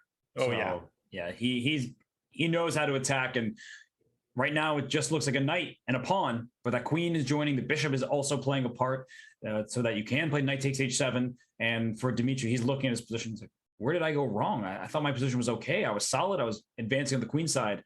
And one bad move. And it started with queen b6. He brought his queen away from his king safety. And then he got here where he's just, Ooh. Apparently, queen takes c2 was not the move preferred by queen h3. Queen h3. Well, that's what we talked about. You abandoned the queen side. And this would have led to essentially just checkmate with h takes g6, but it's such a hard move to play, Robert. Bishop, look at this, hg, and then you made on h7 with no minor pieces remaining. Yeah, take the knight too. Have all of them. Queen h7 Have to it checkmate. all. Have it all. I only need my pawn and my queen. In any case, Jeffrey, though, can you really blame him for taking back on c2? He should still be winning here, but maybe Dimitri can take a couple of breaths now. Okay, well, he plays queen takes d4, so he has a pawn and a bishop for that rook, and that there's a pawn a3. Let's not forget about that pawn. So if the checkmate doesn't happen, or if the queens get traded, black will have chances to survive this game. But after queen d4, I'm already looking at all sorts of tactics. But what I really want is to have my queen on h3, and that is not happening anymore. Yeah, and I'm thinking of just retooling my whole idea, maybe going back to f3 with the knight to preserve e5, then trying to trade on b4 and orchestrating some sort of a queen trade. If I can play my queen on d2 in the right circumstances, black might have to accept a trade, because otherwise the white queen sinks its teeth into h6. So I have a line. So let's say knight f3 and go queen b6, bishop b4, queen b4, rook d4, rook queen takes b3, queen d2, queen d2. And if queen b2, trying desperately to trade things, can I get away with queen h6? That's what I was hoping for. And of course, it's just even, but. Right. It's always a draw. Yes. Crazy idea. But I mean, that's exactly what I had in mind. And I think that's a really, really interesting idea. He plays h takes g6 first. So he decides to release a little bit of the tension. Is he not worried about f takes g6 opening up an attack on f2? So f takes g6 has the downside of like queen c7. And so he trades on b4, which protects f2. And there could be a queen c7. And that's exactly what's happening. And this is the big problem for black. You can't defend the bishop with the rook. And if you defend it with the queen, your knight on a5 drops. So you would only have queen b5 available to defend both the knight and the bishop at the same time. But after queen b5, just rook takes a3, the rook will join the party on the 7th rank. And it's resign time. And if queen e7, I wouldn't even rush taking the knight. I would drop this knight back to e4 using some tactics. Then you can't take that knight. And if you don't take it, then it's going to f6. Black loses every single piece that he has. Basically. Oh, knight e4 is nasty. That's a Jeffrey move. I feel like that might happen if I had to predict. Yeah, I mean, there's so many good. 19e6 is good. 94 just looks unreal. It's too appetizing. Yeah, I don't know if I'd be able to resist it. Dimitri now, his clock is fading. He's completely lost. Maybe f takes g6 wasn't the most resilient. I guess he just can't take the additional strain on his position. But I can't imagine h6, g6 look good because of those knight f3, rook d4 ideas we're talking about. So inviting the rook lift didn't look any more pleasant. And now rook takes a3. Is there some kind of queen e2 going for the f2 pawn? But then even in rook f1, there's no bishop b5. It's very important. Oh, there's always mate. Yeah, he has this. Okay, now rook a7. Knight c5. Then rook a7, queen e2. And then the knight can come to d2. Dimitri is always he always finds tricks. It's never easy with him. Although, if after rook a7, queen e2, I'm wondering if you can just take the bishop on d7. Oh, and then cover a check on h3. Jeffrey going for the business approach. Queen rook. I'm going to take that knight. Thank you very much. So if queen e2 now, I guess he just takes the knight. And now he can take the bishop. Right. And he's winning. I mean, black has no perpetual. Knight h3. That knight actually is an important defender now, because after queen h4, this is probably how the game is going to conclude. If queen h4 check, knight h3 means no perpetual. Dimitri might try to move back to d4, but then one of the white rooks can infiltrate to a7 with deadly consequences. Yeah, rook a7 looks like a problem. Oh, and then, sorry, go ahead. No. What were you going to say? Knight f5, queen takes c6, and queen f6 check would be a nice way to end the game, forcing the queen trade. Oh, we're going to see that. Queen e6 and queen f6. We're going to see it. Queen f6 is nasty. Because rook can't take because of the back rank mate. Oh my gosh. Oh. This might hurt people's ears, but I needed to give the clap to Jeffrey Zhang. That sounded terrible. Wow. I need to clap at his performance. It sounds better in your mind, I think, when you think of doing that. Yeah. Anyway, Jeffrey Zhang with a brilliant conclusion to this game, and he is up a full rook, and Dimitri's just playing it out to do so, but he's on a full rook and losing. Jeffrey is unconscious in this. I mean, he's on fire. How would he beat Dimitri? Like, nobody beats Dimitri like that. We were talking about this before the show, that Dimitri is as solid of a player as they come, and he almost seems to never lose. Right. And Jeffrey, he kind of almost made this look easy. This was not an easy game. There was a lot of calculations that had to be made, and yet Jeffrey, smooth game here. But something went very, very wrong, uncharacteristically wrong for Dimitri in the opening. Maybe he'll regret playing the Sicilian against Jeffrey, but that Alapin, the delayed Alapin, served Jeffrey incredibly well. Dimitri's still playing, but there's basically nothing to play for. There's a 2-second increment, so time is not a factor here. Mm-hmm. And at best, black takes that f7 pawn, trades rooks, losing endgame. Right. At worst, well, you don't get that pawn, and the white knight finally gets into the game here. It's going to go to f2 and hop around. Many years ago, I was playing Sam Shanklin. We were both like 2000, and I played a nice game. I was winning, and eventually he very confidently executes the sequence, at the end of which it's 2 rooks against 1 rook. And for a second, I got really terrified. I'm like, wait, is that a draw? Like, could that be a draw? Is there something I don't know about? And then I sort of caught my, what am I saying? And he resigned. Like, instantly, he was just about to resign the entire time. But it is funny when that happens against strong players, because you're like, why are they still playing? Like, it can't be winning, because if it was winning, they would just resign. And right, exactly. And here, speaking of resignation, if king g7, f8 equals queen. And king f5, rook a5, and back to a6. Yeah. And the knight can help out if you really wanted to. He's playing a checkmate. He's playing a checkmate. He wants to do a mate threat, and Jeffrey mating him on h3. A fitting end to a masterful game by Jeffrey Zhang. Yes, he's just continuing where he left off yesterday. We talked about his wins over Nishikori, Jan Nepomniachtchi, against Maxim Matlikov, and he just added another super GM to his list of victims. One after the other, they're falling like flies. Jeffrey is in the semifinal, and Robert, that sets the stage for our last quarterfinal. Last but certainly not least, and we're going to take a short break. The players are going to get set. We're going to have that one the moment we get back. It will be Daniil Dubov and David Paravian as we return at the Rapid Chess Championship presented by Coinbase.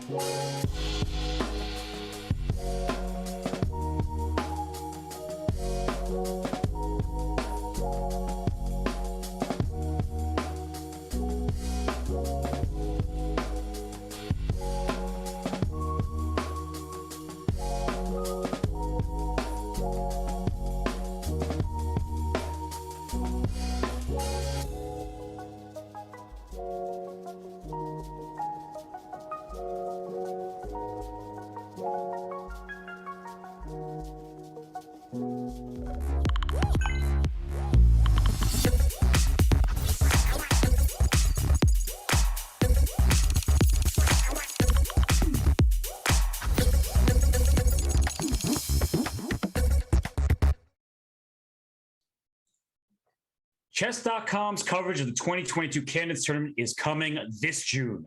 Watch the top players compete for their chance to face Magnus Carlsen for the World Championship title.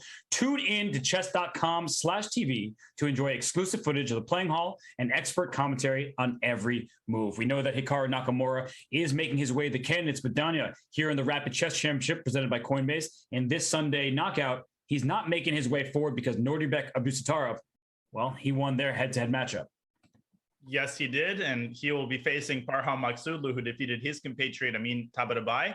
That's going to be an amazing semifinal, and that's why we watch, right? On any given Sunday, I talked about this yesterday, anything can happen. You never know who's going to win, and my favorite tournaments are ones in which you really can't predict who the winner is going to be. Yes, and how can we predict who's going to win between Daniil Dubov and David Perovin, our upcoming matchup? Because on paper, these players have such opposing styles, where Dubov, he's creative, he's Magnus Carlsen second, he's coming up with all sorts of pawn and piece sacrifices, and we know Perovin likes to play that four-night scotch every single game. If we see it now, I might leave the commentary, though. I respect David. Oh, you can go. Whoa! You listen to me. Whoa. He's like, I want my game commentated by Naroditsky. I'm going to go D4. And Dubov didn't expect to look at him. Yeah, no. Or he's not at his computer. No, Dubov clearly not expecting D4 because Perovin, every single time we've seen him, he plays this four-night scotch. He gets a slightly better position, and then he tries to make the most of it. But in this game, he must see something in Dubov's repertoire that he wants to go at, and we're seeing, okay, Bishop G5. Attack. And David used to be an exclusive D4 player. When I played him in Blitz, he was an IM. He was playing D4 exclusively. So it's not totally unfamiliar to him in a Tory attack. An anti-Grunfeld setup, Dubov would have definitely chosen a Grunfeld. So David wants to avoid a theoretical struggle. Yes, and it's a quiet-looking position. It kind of resembles the London, but the bishop is on G5 rather than on F4. And with that in mind, Daniil plays the move D5 and doesn't have to worry about this diagonal. So will Black follow it up with C5? It's a very Dubov type of move. But Daniil sitting and thinking because any pawn sacrifice that could be going into Perovian's preparation. Yeah, Black has a million different setups here. Most of them involve playing C7, C5. You could also play B6 first. A little bit awkward to play that move. And just like in the London, you normally see White play C3. I guess White could play C4 in certain situations, but in the Tory attack, usually White plays very much akin to the London. C3, Knight comes out to D2. And then the other Knight, if the circumstances and conditions are right, can jump into E5 and perhaps even support it with F4, the Pillsbury Knight. Mm-hmm. But not the Doughboy. And here, Dubov sitting and thinking once more and plays C5. Goes. Couldn't resist. But he's shaking his head. Himself. Yeah, but he's shaking his head. So he makes the move, but it doesn't seem thrilled. He looks like he's lost already by his body language. Yeah. It's just equal. It's a theoretical position.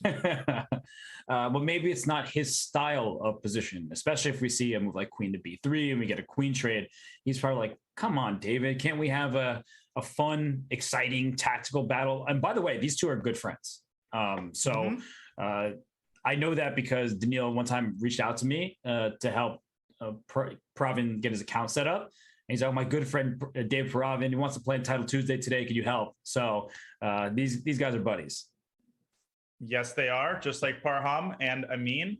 And this type of structure is incredibly typical. A3 is crucial here for White. You cannot allow the Black pawn to reach B4 and start basically just victimizing White's entire pawn chain. Mm-hmm. And as we see here, with B4 unavailable, what White can try to do is play E4. So Black doesn't have the pawn break on the queen side, but that's why Bishop F5 was played, because if Bishop F5, G takes F5, good luck playing E4. Yeah, you're never playing that again. And then Black's got a couple of possible maneuvers here. He doesn't just have to sit around and twiddle his thumbs. Knight D7, Knight B6, Knight A4. I've seen before trying to attack the B2 pawn, although without the light squared bishop, White could just put a rook on B1. So we have mass traits, does take on F5. I wasn't entirely expecting that. And now we have this structure. What do you make of that? Just equal? I thought a rook B1, pawn B3 push, trying to go for the B file, but I could see them just making a draw because the position is very locked up. And it's not like B3 doesn't come without any risk, right? When you play b3, a3 is suddenly going to be a target. The c3 pawn as well. Black could even consider taking on that side of the board, but it's locked up right now. And is he go for g4, like rook g1, g4? Yeah, and maybe even double on the g file. I feel like David, he likes these kinds of playable endgames. He's not necessarily going for a big objective edge, but he likes positions where he knows the typical plans. And Dubov, I think, is preparing to go rook h8 and use the white king as a tool to preclude the possibility of g4.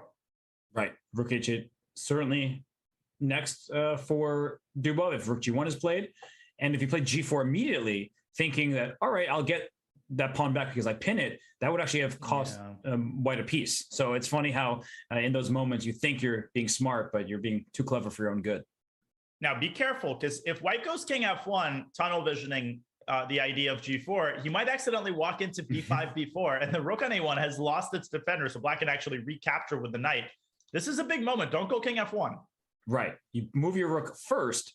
But if you do move your rook first, then black could still consider the move b4. I wouldn't go for it, but sometimes if you get that rook penetrating on a2, that could be a worthy sacrifice. Oh, he's played it. Oh, he missed it. He completely missed it. Oh, and look at his face. Do you see that? Oh, he definitely forgot about it. Tunnel vision. This is a classic example of tunnel. You think, so I'm going to play g3, g4. I fully prevented b4. Dubov says, no, you haven't. And this is bad. That was a classic example of you being the prophet, because you thought that this could happen. He thinks, and he thought for a while and then makes the bad move. And one thing that I was about to say this, one thing that he needs to do is not think that he's lost. Allowing b4 was terrible, but just a move ago before king e2 was played, it said 0.3, 0.4. But I think as a human, when you're faced with a move like b4 over the board, you think you're just going to lose the game. Yeah, and now, no, you think it's the end of the world. This is the sort of the one thing that you don't want to allow here. But yeah, it definitely doesn't look lost. Even after David's move, which the eval bar didn't particularly like, he wants to play rook g to b1. Dubov has to figure out the right arrangement. Where does he put the pawn on b5? How does he defend it in the best way? And how does he accentuate the pressure on the a3 pawn? What comes to mind here for you? King to c7. So I would go like king e7. And then if rook to b1, I play rook a7, and my king darts over in time. You assign the king the task of defending so that the rooks can focus instead on attacking a3. Right. That's really good. I think bishop e7 is what Daniel chooses. Okay, so rook b1. Does he play rook a7 there? He could play knight d8, but I don't want knight d8. I want my rook on h8 to join the other rook on the a file. Yeah, I don't know about bishop e7. I really liked your idea. Wait. Something to keep in mind. Can black think about the move h4 at some point? If this rook moves away to, say, b1, not immediately, but can I play h4? Because now if you play g4, which was your whole idea, you hand black an outside pass pawn. No, definitely. That's an idea. Even if, say the rooks get traded, that's something white always has to keep an eye on. Maybe it's in David's best interest to go h4 when he has a chance, but he doesn't have time. He first has to take care of this pawn. I think he's deciding whether or not to play a4. But it's bad either way. And this bishop, for now, is hitting the a3 pawn. Later, it can go bishop d8 to a5 to hit the c3 pawn as well. And it's out of the question that black plays f6 and pawn to e5, just trying to get another pawn forward in the center. And that's not going to be fun for white to deal with. No, Paravian deciding to play a4. And I would still consider, if I'm Dubov, your idea, king e8, temporarily put a rook on a7. I think he's going for something similar. He wants king a7, king e7, rook a7, and then doubling on the a file. He has given up on h4 as a possibility, but if rook g to b1, rook a7, as we were just highlighting, the king will help out. And the bishop on d6 is maybe getting ready for f6, e5, just putting the bishop in a more active square. This is a sort of calm before the storm situation. It doesn't look like there's anything wrong with white's position right now, but the moment black doubles on the a file, if white loses a4, and I think you'll co-sign this, it's maybe not too much of an exaggeration to say that the game is almost over, because black will have this idea of going b5, b4, and white's whole position evaporates there. Yeah, the game is over if that happens. So rook b5, rook b6, trying to double on the b file, it just doesn't really get you anywhere, because once b7 is defended, black will then kick the rooks away and a4 will be loose. So where do these knights belong? Knight on d2 is terrible. The knight on f3 is okay and stopping h4, but I'm trying to figure out where those knights could possibly go to make me feel halfway decent about white's chances, and I don't see a single square. Maybe at some point f4 if the rook leaves h8, but that takes a million moves too, and there's a bishop on d6. So if white goes rook b5 here, how exactly does black cancel out the counterplay against the b7 pawn? Because if you go king e7, and then I go, I guess even here, rook a b1, there's just rook b8, rook and now the pawn hangs. Yes. And that trade isn't just so, oh, I take a pawn, you take a pawn. If you lose a4, then a3 becomes a target. But of course, black would prefer to keep the b pawn on the board, march the king over like you're showing, and keep everything together. This is almost resignable already. So David trying, hoping against hope, looking for some way to complicate the game. But Dubov, he's defended everything. There isn't a single breakthrough. And I'm still wondering if Paravian thinks he's already lost. And maybe he really believes he has a chance, but just seeing his reaction in that moment, it's clear he overlooked something. And that's the thing about chess is, you have to have a short-term memory. You just have to play the position in front of you. And for Paravian, he is clearly digging deep. He's concentrated. But what plan can he come up with here? I just don't see plans, and that's the biggest problem. Yeah, and what compounds what you're saying, right? It's never easy to recover from a blunder, period. But especially when this is sort of black's only idea. He's telling himself, I had one job. I just had to keep an eye on b5, and I'm chilling. He's not really risking in that position. Neither is black, but the game should have ended in a draw. Now he's allowed it. You just feel, you just don't feel good. You allow the only idea that you had to keep an eye on. And these knights are so bad, and there's nowhere to put them. Terrible. Look, I mean, this is just horrible. They don't have a single square. I'm looking for an outpost. I'm looking for anywhere to go to. So let's go rook b5. Okay, let's start with rook b5. Okay. So you play king to e7, and I just don't have a move. I'm trying so hard to come up with this single idea. Okay, what if I try for some kind of e4 pawn push, but I need to play g4 and then e4? Can I make that work somehow? So, but if you go g4, then I take with tempo. Right. I need to move the knight. Let's go knight somewhere. Oh, knight h4 is interesting because maybe I'll sack a piece. Maybe I'll play knight takes f5 next. You've got this crazy idea. Knight f5, rook d5. Maybe not so crazy. I mean, you got a sack of pawns for that. Rook f5, rook h5. I mean, rook a8. Maybe this is what white should try. Knight takes f5. And I think this is what corresponds to the eval bar. It's not that convincing here. Wow, yeah, it says that white has some serious. I think that practically speaking, white loses this game because a4 will fall, and then b5, b4 ideas, the extra piece will make its presence felt. But once you take f5, as you were saying, it's going to be an issue for black to keep all those pawns. So he went a5. That was not on my radar. You can even just take it with the rook, right? Rook takes, rook takes, rook takes, knight takes, and then, okay, that was too many captures. Rook b5, I guess your point is bishop c7. Yes, thank you very much for the pawn. Yeah, and then again, you just walk your king in, and then eventually the pawn rumbles forward. Mm-hmm. Does white have anything against that? No, I don't think so. It looks just like a losing position. I think it might be the case that David just he didn't find anything and eventually just got impatient, decided to make, some move that hopefully muddies the waters. But you know what he wants here, though, is if knight takes a5, he might sack an exchange and then take on b7 and hope that he gets a knight g5 in. He can at least create a threat. So if we go down that sequence here, take on a5, rook b7, king g7, knight g5, it's very easy for black to blunder, thinking I need to protect f7, so let me do so, and knight takes e6 check. There goes an exchange. Yeah, that's definitely not something you want to allow. And, Dubov had perhaps a similar situation against Malikov. I think this was 2 weeks ago. He was not totally winning, but he was close to winning, and he allowed a counterplay kind of like this. So I think in this game, he's going to try extra hard to be careful. And there it is. He took his time. He plays rook takes a5. He's on the path to winning this game. And now 3 minutes for David to compound his terrible position.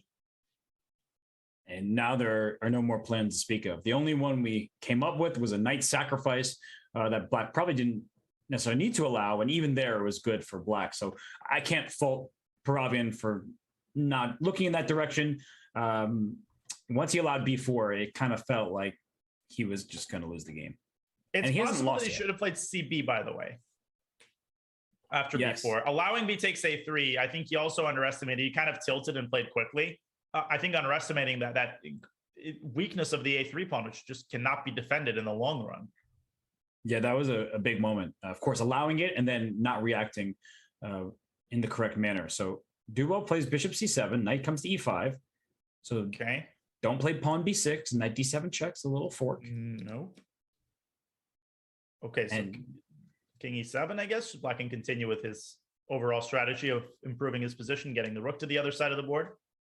is white going to try to play f4 after that? And then king f3 and g4? How many years is that going to take? A few. Yeah, don't play f6, obviously, because knight g6 will be a fork. But as soon as the rook moves away from h8, f6 is a good idea. Just kick that knight out of there. Yeah, I have a f4, king f3, g4, and then you can play f5 and e4. And, you know, around the time that I retire at age 70, perhaps white will be able to break up Black's pawn structure.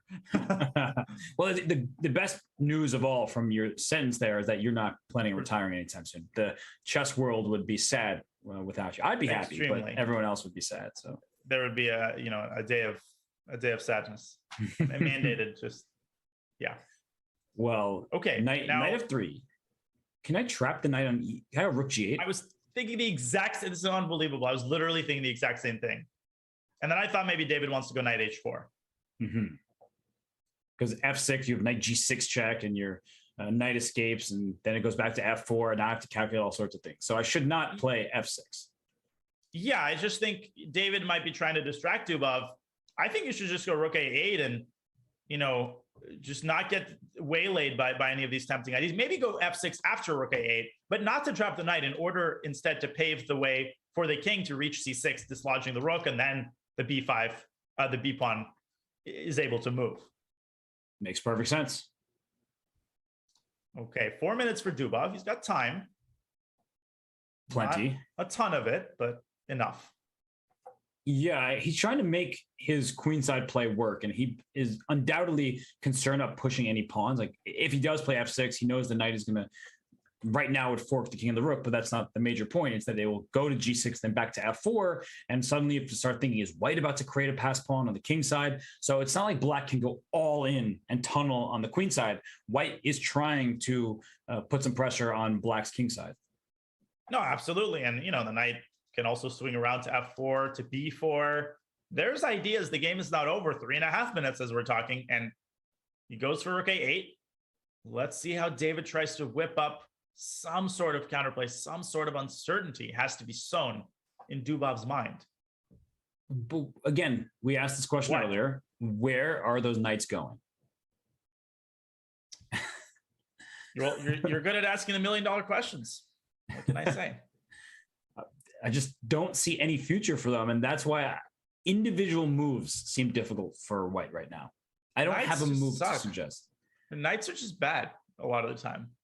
Oh, okay. So you prefer the daytime. Wait, I said knights. Oh, knight. Okay.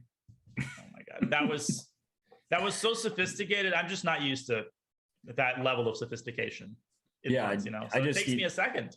I felt a little, concerned as your friend for a moment there. The nights suck. I thought you were telling me you're lonely, and I was going to say, okay, Daniel, we can talk about this. Hey, you know me. The nights are the best part of the day. Come on. That's when the best streams happen, and the best blitz games, and the best queen sacrifices. It's true. It is certainly the case in your life. And right now, Provin's not moving because he doesn't see any of his pieces going to good squares. There's just nothing to do. He's now below a minute, but I don't see a move. Knight g5. Okay, wait, f6, he wants knight g6 check. And even there, just king d7. Right. And this position is a good illustration of why that knight h4 and knight takes f5 sacrifice was so necessary, because white has no plans here, at least in the other position. Even if objectively it was bad, there were options available to white to stay in the game. Here, knight h7, hitting the f6 pawn, king to c6, or maybe knight b3 first, might trap that rook in there. Yep, knight b3, rook b7, and you want to go king c6, rook b4. Oh, what a line. That's what I was aiming for. Super cool. Yeah. Very nice, very nice. Look at this. That's exactly what I was looking for. And the irony, well, the fitting irony is, of course, knight e7 is also impossible. The knights literally have no squares. All you can take is the f6 pawn, but if you're losing in exchange, it's not worth it. So I think knight b3 just says bye-bye. Yeah, knight b3 wins the game, and I think Dubov senses that this is a critical moment. As my coach would always say, you don't want to procrastinate on winning because usually the first win that you have is going to be the easiest. Every time you miss a forced win, the win becomes harder and less forced. Right. And I think the one thing that Dubov's keeping in mind here is knight takes f6 check, knight takes h5. That knight on g6 is perfectly placed if that h-pawn starts roaming up the board there. So that's one thing he needs to evaluate. And once he figures out that's just winning for black, he will play knight b3 to get that rook trapped. And again, actually, I think that white should go for rook takes b7. And if king c6, rook c7 and knight f6, because yeah, if white takes on h5, it might take a while for black to get to that c-pawn. That is true. And Dubov refraining from that, going king back to e8, which also looks, that is sick. That also looks really good. But that is very classy because knight takes f6 check. You're giving away that pawn with check, but then king f7 hits both knights at the same time. Knight h8 would be a funny move, but then king e7. The king zigzags its way toward the knights. Yeah, the knight on h7 is trapped over there. So once the king walks over, it's funny because the king was walking over to c6, right? It started over there on the king side, went to the center, and now is going back to the king side to win those pieces. Yeah, it's not done with the knights. Oh gosh, total domination here. And Paravian, all of white's pieces down under 15 seconds now.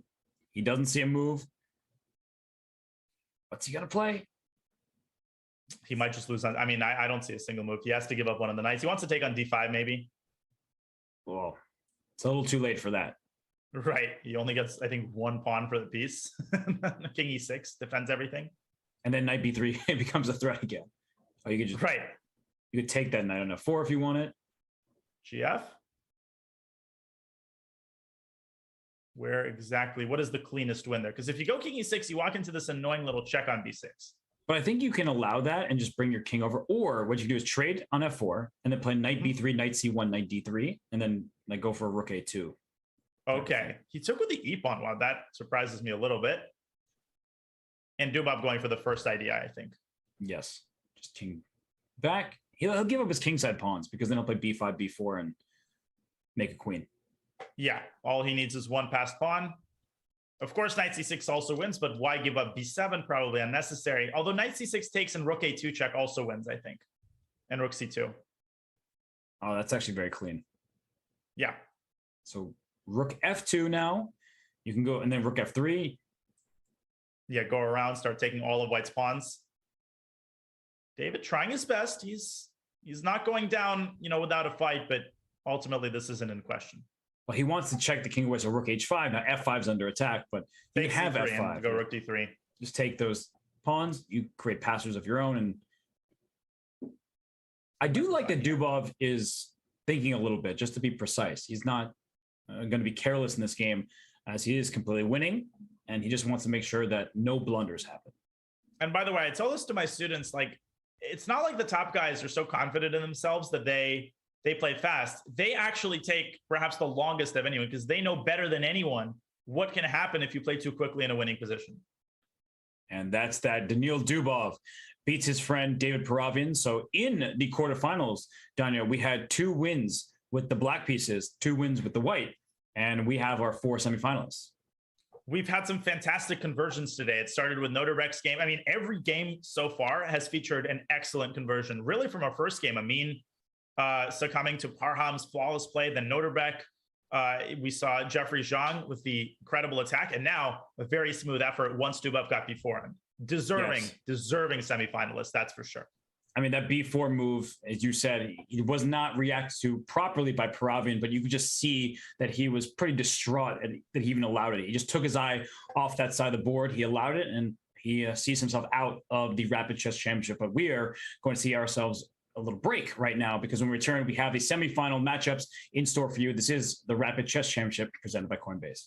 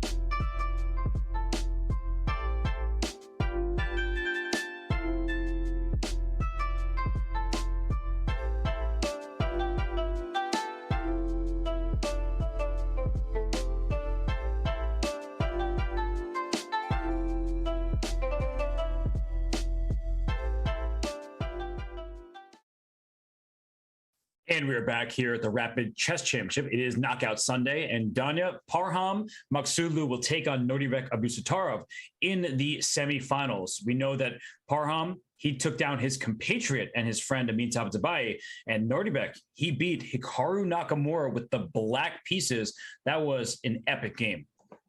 That was an incredible result, but obviously the thing about the RCC, you can beat Hikaru and your reward is, well, now you got to play an on-form Parham. So Naroditsk's journey is far from complete.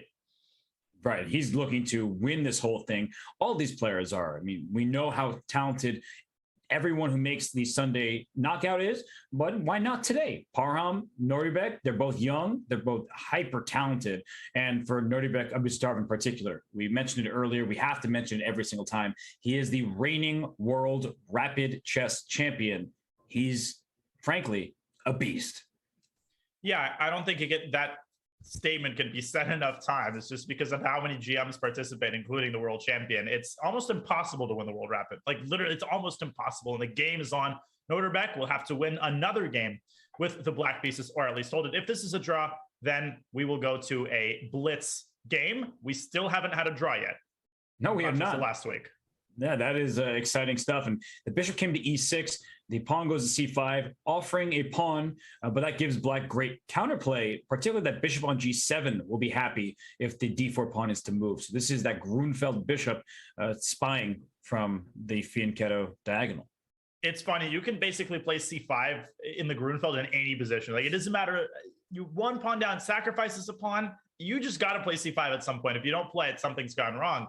And Noterbeck clearly still in his preparation. Parham, just like in the first game, he already goes into the tank. Yes, and he's trying to figure out, do I take the pawn to play queen b5 check? That hits b7 and c5 at the same time. Those are two big options. e3 is a move that can be played, a quiet move, just to defend the d4 pawn and develop the bishop. A move like g3 comes to mind to Fianchetto. Monka S, I mean, you haven't developed your king side, and Black's already striking at the center. I would not queen b5 check. Yeah, no, that is a move that you play. More? You don't, but I will. You make that move, and he takes on c5. That's actually very surprising, because after the trade, isn't there like a knight a6 about to happen, and or first this, knight d5? Yeah. This looks great for, I mean, look at the domination of the setter. I mean, White's never going to be, well, White could go d4, but knight b4. Noterbeck still seems to be in his preparation. Over 10 minutes, threatening a fork on c2. He's getting the other knight to c6. Robert, this is concerning for Parham. It's actually super noteworthy that he went knight f6 to d5 to b4, because my idea, if we just go back 2 turns there, was knight a6. You're attacking c5, and if d4, you play knight b4. Like, I know that that's where the piece belongs, but the other knight is better placed there. So what he just did in the game, by bringing the f6 knight, which was already developed, to b4, he allows his second knight to go to c6, which is where it just went, and now the pressure on d4 is going to be difficult for White to deal with. And Castle's queenside, look at this. Wow, every move, no move is wasted. This intensifies the pressure. Parham is going to lose that pawn, and for Parham, he has to find a way to preserve the overall integrity of his position, because knight takes d4 is going to cause big time structural damage, both to his structure. Black's going to get the d file. Does White play bishop e3 and prepare to trade as many pieces as possible? Is bishop takes c6 the right approach? I am not envious of Parham here. No, and another move that comes on is like knight g5, because, all right, if I'm going to lose d4, I might as well get your bishop on e6, but that pawn on d4 will fall, then c5 likely next, and that bishop on g7 is still a monster. So I'm not envious at all, nor are you, and even finding this move doesn't appear easy, because you played bishop e3. That seems very logical. Let's just bring our bishop to the center, and after the series of swaps on d4, it's clear that Black is happy. Extremely happy. Black's other rook is coming to d8. A2 can hang if White goes rook d1, and that's just a byproduct of having such a flimsy position. Whatever you do, something is going to hang. Maybe a3 in this position preserves a playable position, but even knight c2 and rook d2 looks interesting, or knight back to d5. My goodness, how does Noterbeck do that? I mean, against Hikaru, he wasn't objectively better, but it seemed like he was more comfortable out of the opening. Practically here, he's just much better out of the opening with the black pieces in 12 moves. And king activity. This is a middle game right now, queenless middle game. But in the end game, that king would walk up to c7, to c6, and it's already into the action. So knight g5 was the choice of Parham. He's attacking the bishop on e6. I could see knight takes d4 being played, because then if you take the bishop on e6, the knight can capture back. That preserves the pawn structure. It does attack the pawn c5 and the bishop on g7. That's looking pretty back there. Yeah, and I'm thinking here bishop c4 might merit consideration, just as a way of preparing to capture on f7. If you play bishop e3, you run into knight c2. Right. I don't know how bad that is, but it doesn't look good, that's for sure. No, it really doesn't. What else doesn't look good? You also probably don't want to lose c5, because then the knight's going to infiltrate to d3. Yuck is right. If bishop c4, I was wondering if I could try to play knight takes, or let's say go knight c2 first. Okay. And if I have rook b1, I just want to show knight takes c5. I guess I don't have this. I wanted bishop f7 e6, like trap your bishop in there, but you will kick my knight around and then e6 will fall. So I don't think it works out. It's not clear how to do that, but yeah, b4 maybe. White's got, I understand what you're saying. White's got resources of all kinds here. Yes. So a move has been made, and it's knight to, oh, okay, so he's captured on e6 and he's got knight e4, defending c5. Okay, so I guess f5 knight g5 is his idea. And what about rook d4 at some point? I guess rook d4 also knight g5, because f7 is loose. So knight g5 is kind of the idea. Knight d4 is just back to the center, and then the bishop has to go to c4. Oh, and then knight c2, and then rook d4, and then you have a Oh my fork situation goodness. going on. That's absurd, but it's so good. That's dirty. Shall I show this? Knight d4, bishop c4, Noterbeck's thinking. Now you move to c2. And the reason you do that is to clear the way for the rook. Boom, boom. White isn't losing a piece here, Robert. Like, ugh. Or maybe he is. Knight d2, bishop h6. And this looks like a disaster. This is terrible.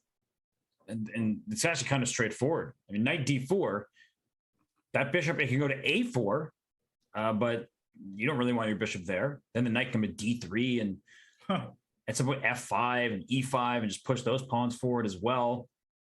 Yeah, I feel like after the last game, the Knights are looking for a redemption game after Paravian's, Knights on the edge, pitiful Knights on the edge there. Actually, bishop a4, there might be knight e2 check and then rook d4 anyway. This is unpleasant to put right out of the gates. And Noterbeck, I think, senses that he has to find the right decision here. This is a critical moment. If Black finds knight d4, he's very likely to win the game. For sure. Not certain, but likely.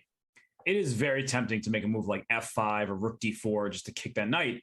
But as you pointed out, knight g5 is a nice resource that white is relying on, because if the knights get traded there and the dark square bishop gets to develop, now, yeah, some pawns are hanging, but with open space, the bishops can give white compensation. So I think you need to play this knight d4 move, which does look very appealing. But I can understand why you'd want to leave the knight e6 to put pressure on the c5 pawn. Agreed. And I had a good friend watching last week who asked me, you keep using the term critical moment. What exactly does that mean? And there's many ways to define it. It's not an easy concept to define, but one way to conceptualize it is a moment where finding the right move, the difference between the top move and the second move is huge. And speaking of which, Noterbeck refrains from knight d4. A shock to me, knight d3. This doesn't look bad, but doesn't look quite as, doesn't carry as much pizzazz after something like bishop e3, does it? No, and bishop e3 or bishop c4 also can be played because you're still going for the knight on e6, but bishop e3 looks very logical. Give up b2. That pawn, you can have it, but if I get a rook b1 and pawn c6, yeah, that black king could be in danger. It could very well be in danger, and knight d4, of course, we have the benefit of the eval bar confirming when the move is correct, but that has to be among the top 3 candidate moves. And if you see knight d4, then you should see knight c2, rook d4. But yeah. And Parham has a difficult choice here. We said bishop e3. We can just roll with it here, but that does give up the b2 pawn.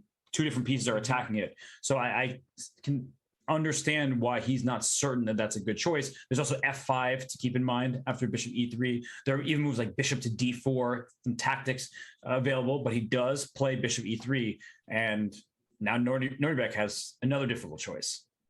And the one benefit of playing a position like this with white, psychologically speaking, is that you're just not as worried about losing pawns anymore. You know your position's bad, so you're not quite as emotionally invested in, let's say, the b2 pawn. Any counterplay that you can get, you're happy with. So I think Parham sees c6, and I think he's pleasantly surprised at knight d3. So does he take the pawn? Right? He invested all this time to bring his knight in. Yeah. I guess c6 doesn't do any. I mean, you could play b6, but that looks real scary. But b6, then knight c7, perhaps? And this knight on b2 is actually kind of dominating that bishop on b5. Funnily, because that bishop wants to go to c4, but it can't, and the knight is defended down there. So that's a pretty annoying piece. And the knight on e6 also dominates the other bishop, which cannot move to f4. Otherwise, there'd be mating ideas, bishop a6, bishop f4. So I agree. Maybe c6 is premature, and maybe, okay, bishop takes b2. Wow, I was definitely not expecting that, but I can't predict a single one of his moves. I mentioned bishop d4 idea. So he takes the pawn just to play bishop d4. And the point was that the knight d3 is technically hanging. But if you take bishop takes e3, the rook opens up to that bishop on d3. So what is he doing? Because now if you play b6, there's takes and there's an intermezzo on a6. Ugh. That's a really essential difference. So he takes an e3.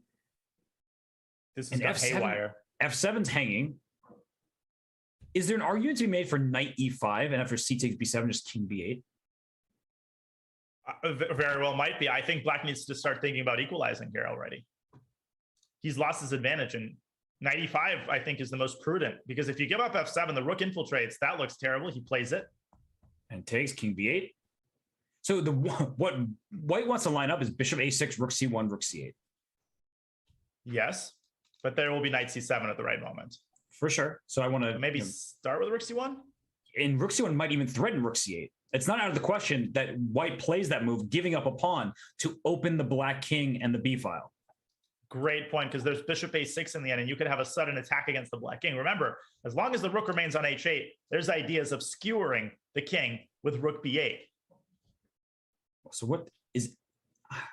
I'm now reacting out of a bit of fear. So one idea I was thinking is pushing my pawn to a5, a good move, just to give my king space to run to a7. I don't love the look of a5, but I'm just thinking about it as a candidate move just to run my king. But I know that if the bishop moves away, then the a5 pawn will be a target. So let's knight c7. Seems your move seems very reasonable. There might be this moving into c5 and creating ideas of knight a6. Maybe not the most accurate. There's even exchange sacrifices that are not out of the question. I don't know what to do here, or just move the bishop back and open up a connection between the rook and the pawn. Right. I think the issue for a player who's playing the game right here is thinking, I know I should be better, but where are the possible conclusions to this game? Where is the checkmate? So right now, rook c8 check. That's one of those moves. But after knight c7, bishop e2, you're starting to think, okay, I don't actually see how I win this game. And that can bog you down a little bit. But I think Parham's just happy to be here. I mean, I'm still wrapping my head around how quickly this turned around. Yeah, no, that was a great opening by... Ooh. Knight c5, takes, and then bishop a6, rook c8. Naroditsky is just a complete collapse here. Yes, knight c7, knight a6 check, the same exact type of position. You force that knight out the board, and he needed to play knight c7. He needed to be able to play rook d6 after. He just doesn't have time for all that now. And I think he's still shocked. Like, how did this go bad so quickly? How did this turn sour? And you called it, this bishop a6 idea. It's going to end the game. And if black plays knight d3, the simplest is just to give a check on c8. And at the end, the knight hangs on d3. That's right. It's over. The game is over. Yeah. And look at this line, Robert. Sorry to interrupt you. No, go ahead. Check. Takes. Check. Here, winning the knight. Wow, that's just mean. That's really mean. But knight d7 is a good try, right? Because if after knight d7, if you can get the knight to b6, you're starting to defend your king a little bit. It still will be bad with bishop a6 arriving, but we at least have some hope, and you're winning a piece in all lines. And I think Hikaru pointed this out. When you're completely lost, one of the ways that you can make the most out of the situation is at least force your opponent to find only moves. At least narrow down the path. Don't just, give your opponent 5 options to win the game. I wonder what he misread about this position, because like knight f7 to d6, that seems like, maybe that's an idea to help me hold. But with the bishop on a6, rook c8 check, the rook on b1 is important in this equation, because after the b takes c8, it's a double check and checkmate on the spot. I think that the beginning of the end can be traced all the way back to c6. I think Naroditsky might have just forgotten about that idea. And once Parham played it, the landscape changes completely. And I think he just failed to adjust to the new set of circumstances. It just went from better to terrible for black so quickly. Much better to terrible. Almost, I would say, borderline winning after knight d4. And it's one of those games, Danya, where you're like, did I just waste some good preparation? Because I didn't even get the win. It's the worst feeling. And I've been there. You've been, that feeling when you have excellent preparation, you get a great position at the opening, and then I had to get in my own way. I couldn't just, play normally and at least make a draw. And he beats Hikaru, but loses to Parham. It happens. It's just the strong rapid chess championship. You win a big game against the shark, and then another shark appears. So yep. And then yeah, so Parham, there's no hope here for his opponent. So he's going to go on to the finals. And he played great chess yesterday. He beat Fabiano Caruana in the opening round, and he never looked back. And he will be heard from again in the RCC. This is not his last hurrah. That's for sure. No. It's over. Below a minute now as he is realizing the hopelessness of the situation. Yeah, and you can see it registering on Naroditsky's face. It's like, how did we get here? I was the one who was up on time, who had a better opening preparation, had the advantage, and now all of those things are reversed. And I think he's just hoping for one even possible way to survive, but there's nothing here.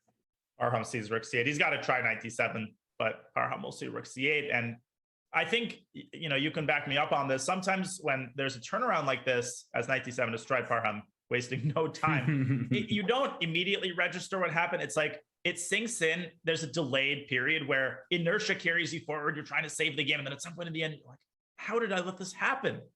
And everything catches up to you. Yes.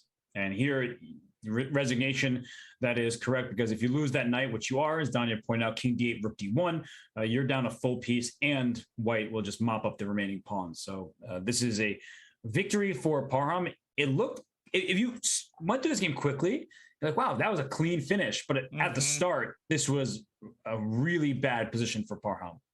It was, and the Norderbeck started going wrong with this move, knight d3, going after the b2 pawn instead. Playing in the center, going after white's minor pieces would have yielded a very, very big advantage, a super disappointing result for Norderbeck, but he defeated Hikaru. He can hold his head up high. And as I said, he will be heard from again in the RCC. But Parham, he will be heard from in the finals.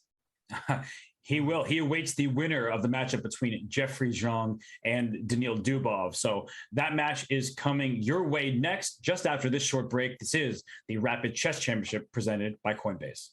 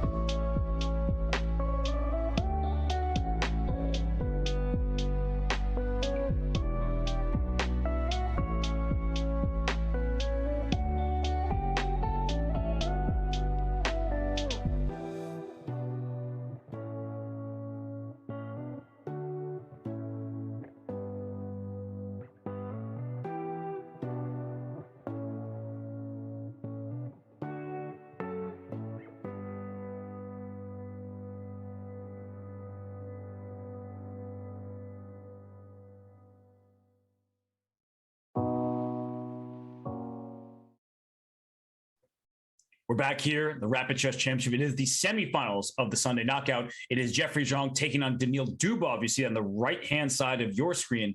Jeffrey, the 2 seed, he won with the white pieces against Dmitry Andreikin. That was a vicious attack. And then Daniil Dubov played a great game against David Paravian. Paravian overlooked that B4 push, so Dubov won with the black pieces. And now his reward, the black pieces yet again against Jeffrey, who now plays D4. And this is what I love about Jeffrey. Like I said, he plays absolutely everything, plays multiple things in the same tournament. And he played D4 against Dmitry, D4 against Dubov. Will Dubov repeat the Grunfeld? Yes. Well, step one, will he play? Yep. I would say he could play King's Indian, but no, he doesn't do that. King's Indian is reserved for commentators. H4. Love it. Vamonos, let's go. It's all the rage these days. People are playing this everywhere, in any position in the Grunfeld. Yes, and it makes, I mean, H4 is put in so many openings at random times, doesn't matter what, but it makes so much sense when you look at the fianchetto pawn structure. And I try to reinforce this every time we see it, that you can develop your rook, you can activate it on its starting square in an easier way with the fianchetto structure because H5 attacks a pawn. There's already that dent in black's position to allow the rook to be open on the H file. So it can also push to H6 as you're indicating, but H4, and now Dubov thinking, yeah, that's surprising to me. Now, H4 in this position has been around for a while. It's been around for over a decade, but Dubov has definitely seen it. He's just trying to choose a line. I've never seen Bishop G4 before, inviting Knight E5 and whoa, DC. What is allowing Knight takes G4? Yeah, that seems... Robert? I don't like the look of that. Sure that this is preparation? Yeah, I don't think it is. I think he was avoiding preparation by going with this line. And even if it's been played before, I think that what Dubov is focused on, let me not get checkmated or vicious attack on the king side. I'll be worse, but I can try to hold the resulting position. But I mean, takes E3, white gets the 2 bishops, control of the center. Black hasn't stopped H4, H5. What is the Zen behind this? Maybe as Yasser would say. and Yasser asking the important questions. Maybe if the swap on G4 happens, then after E3, black will play H5. So stopping white from doing so and keeping that knight activated on G4. Maybe there'll be a C5 or an E5 pressure in the center. So the bishop on G7 will be a happier piece. Yeah, but I'm very, very skeptical. You can see the eval bar and it's stern disapproval of Dubov's shenanigans here. Yeah, in this position, I've seen C6, DC. I feel like there were more, prudent ways of avoiding the preparational. It's very easy for me to sit here and say that when you have no idea how much Jeffrey is prepared for this. How do you know I have no idea? How do you know that I know that you have no idea? Because you just said so. Yeah, but how do you know that that I know that you're not lying? That I'm not saying that you're lying. he plays E4 instead of E3. That was mind-boggling. Not the move, but what you were just saying. And it makes sense because if the knight does retreat to F6, the pawn is already defended by the knight in C3, so you can just take on C4, and you have an advanced structure, and you have the bigger center. You have 2 pawns compared to just 1 for black. And if you play H5, white can even think about playing F3 and just kicking that knight away. Dubov has the same expression that he did against Paravian, but the problem is now he actually might be lost. Now he actually is in trouble. Yeah, F3, bishop E3, and well, that looks terrible. I feel like black's best bet, might be just to go back to F6 and try to develop as quickly as possible, maybe strike in the center with E5. If he allows white to play E5, oh gosh, queen D7. Okay. I mean, in line with what you're talking about, developing as quickly as possible. Yeah, I can get behind that. Knight C6, castle queenside, perhaps. Black has no control over squares. We can look across the board, D4 and E4 pawns for where I think F3 is still a good move because D4 is now hanging. Bishop takes D4 is a threat. Yeah, so F3 looks very, very logical here. You can also play bishop E2 first and probably induce H5. Jeffrey going F3 and Dubov being Dubov. What about that move? Oh my goodness. Holy smokes. Where did that come from? I think it came from Dubov's computer. And his mouse is executing the move. I mean, the guy is unquestionably one of the great thinkers on the chessboard of our time. And playing c5 here, giving up this knight in g4, and we can show what his whole plan is. C takes d4 for black. Look at those pawns, even going down to d3, knight c6, joining the party. This is a situation that Jeffrey wants to avoid. You don't just grab the material here. His brain needs to be studied. That is, I would not come up with that move in a million years. I mean, because the instinct to move the knight, I thought about bishop takes d4 here, but he doesn't even capture anything. He just leaves the knight hanging and plays c5. What an amazing move. Now, Jeffrey, obviously still better, let's be real. Is d5 the way to meet this? The prudent, practical approach, is that d5? I think d5 will be met by knight e5, just protecting that pawn on c4 for now. And if you try to kick the knight with f4, then I'll play knight d3 check. So you will get your pawn back, but it'll cost you your bishop pair. And white is probably still worse here, but I think h5 looks pretty good. Just basically saying, I care less about recovering the pawn and more about jump-starting the kingside attack, because I guess black could try to castle queenside by playing knight a6. h6 and f4 is on tap here. That looks very dubious. Jeffrey goes for d5 and he goes for h5. Okay, so you're just the Jeffrey whisperer today. You realize you play queen f6 check to trade queens against Andreikin, and here again, you predicted he would play d5 and h5. So this position, black does not want to allow pawn to h6. That's going to be a big nuisance because you can't play bishop f6. So just to go for that line you were mentioning before, knight a6, for example, white plays h6, you can't play bishop f6 because of f4, and you followed up with e5. That seems to be an issue for black, losing a piece. And in this position, okay, maybe e5 knight before, but okay, that looks very gimmicky, and you can just move the king aside. This is winning. Right. So you'd have to take on c3, give away your bishop, and it would be bad news for black. So this situation is what Duo would like to avoid. I mean, he's already had a struggle out of the gates, but allowing h6 in this position feels like it just increases white's chances in an already good-looking position.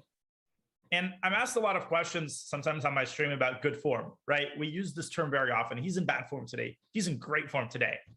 What does that exactly mean? What are the quantifiers behind good form? And this is one of them: reactions to good moves. It's not just about seeing tactics, it's about the way that you react to a very creative idea or something that you missed. And Jeffrey's reactions, both against Andreikin, who tried, remember, queenside counterplay, just shut it all down, and now against Dubov, have been excellent, in my opinion. I agree. Did you see that moment of hesitation by Dubov? Can you just go back a second? After bishop takes d3 and leave the pawn on c4. It seemed like he didn't pre-move c takes d3. So was he thinking about bishop takes c3 check? It looks absurd, but there's some point to be made about that move. Maybe there's something to be said about trying to ruin this white structure, getting rid of the knight, but I think ultimately he was too worried about leaving his king to the wolves. And oh, look at that. Queen knight c6. Dubov trying everything he can to complicate the game, prevent Jeffrey's queen from landing on the h-file. Right, and f5 would be the move some players would want to play here, to go queen h3. But f5, it gives away the e5 square, and the dark square problems will be a theme of the game. So instead, bishop e3 was the choice. That knight can hop into d4, Danya. That seems perfectly reasonable at this point. Or b4, and then you could try to play Benoni style c4, knight d3. Looks like a good idea. That queen really wants to get over to h4 and get that queen to the h-file. That's Jeffrey's focus. But if knight b4 and c4 happens, then black is starting to strike. And for Jeffrey, he's going to have to manage his dream, which is to get the queen to h2, with the fact that he cannot let his center collapse. This isn't like against Andreikin.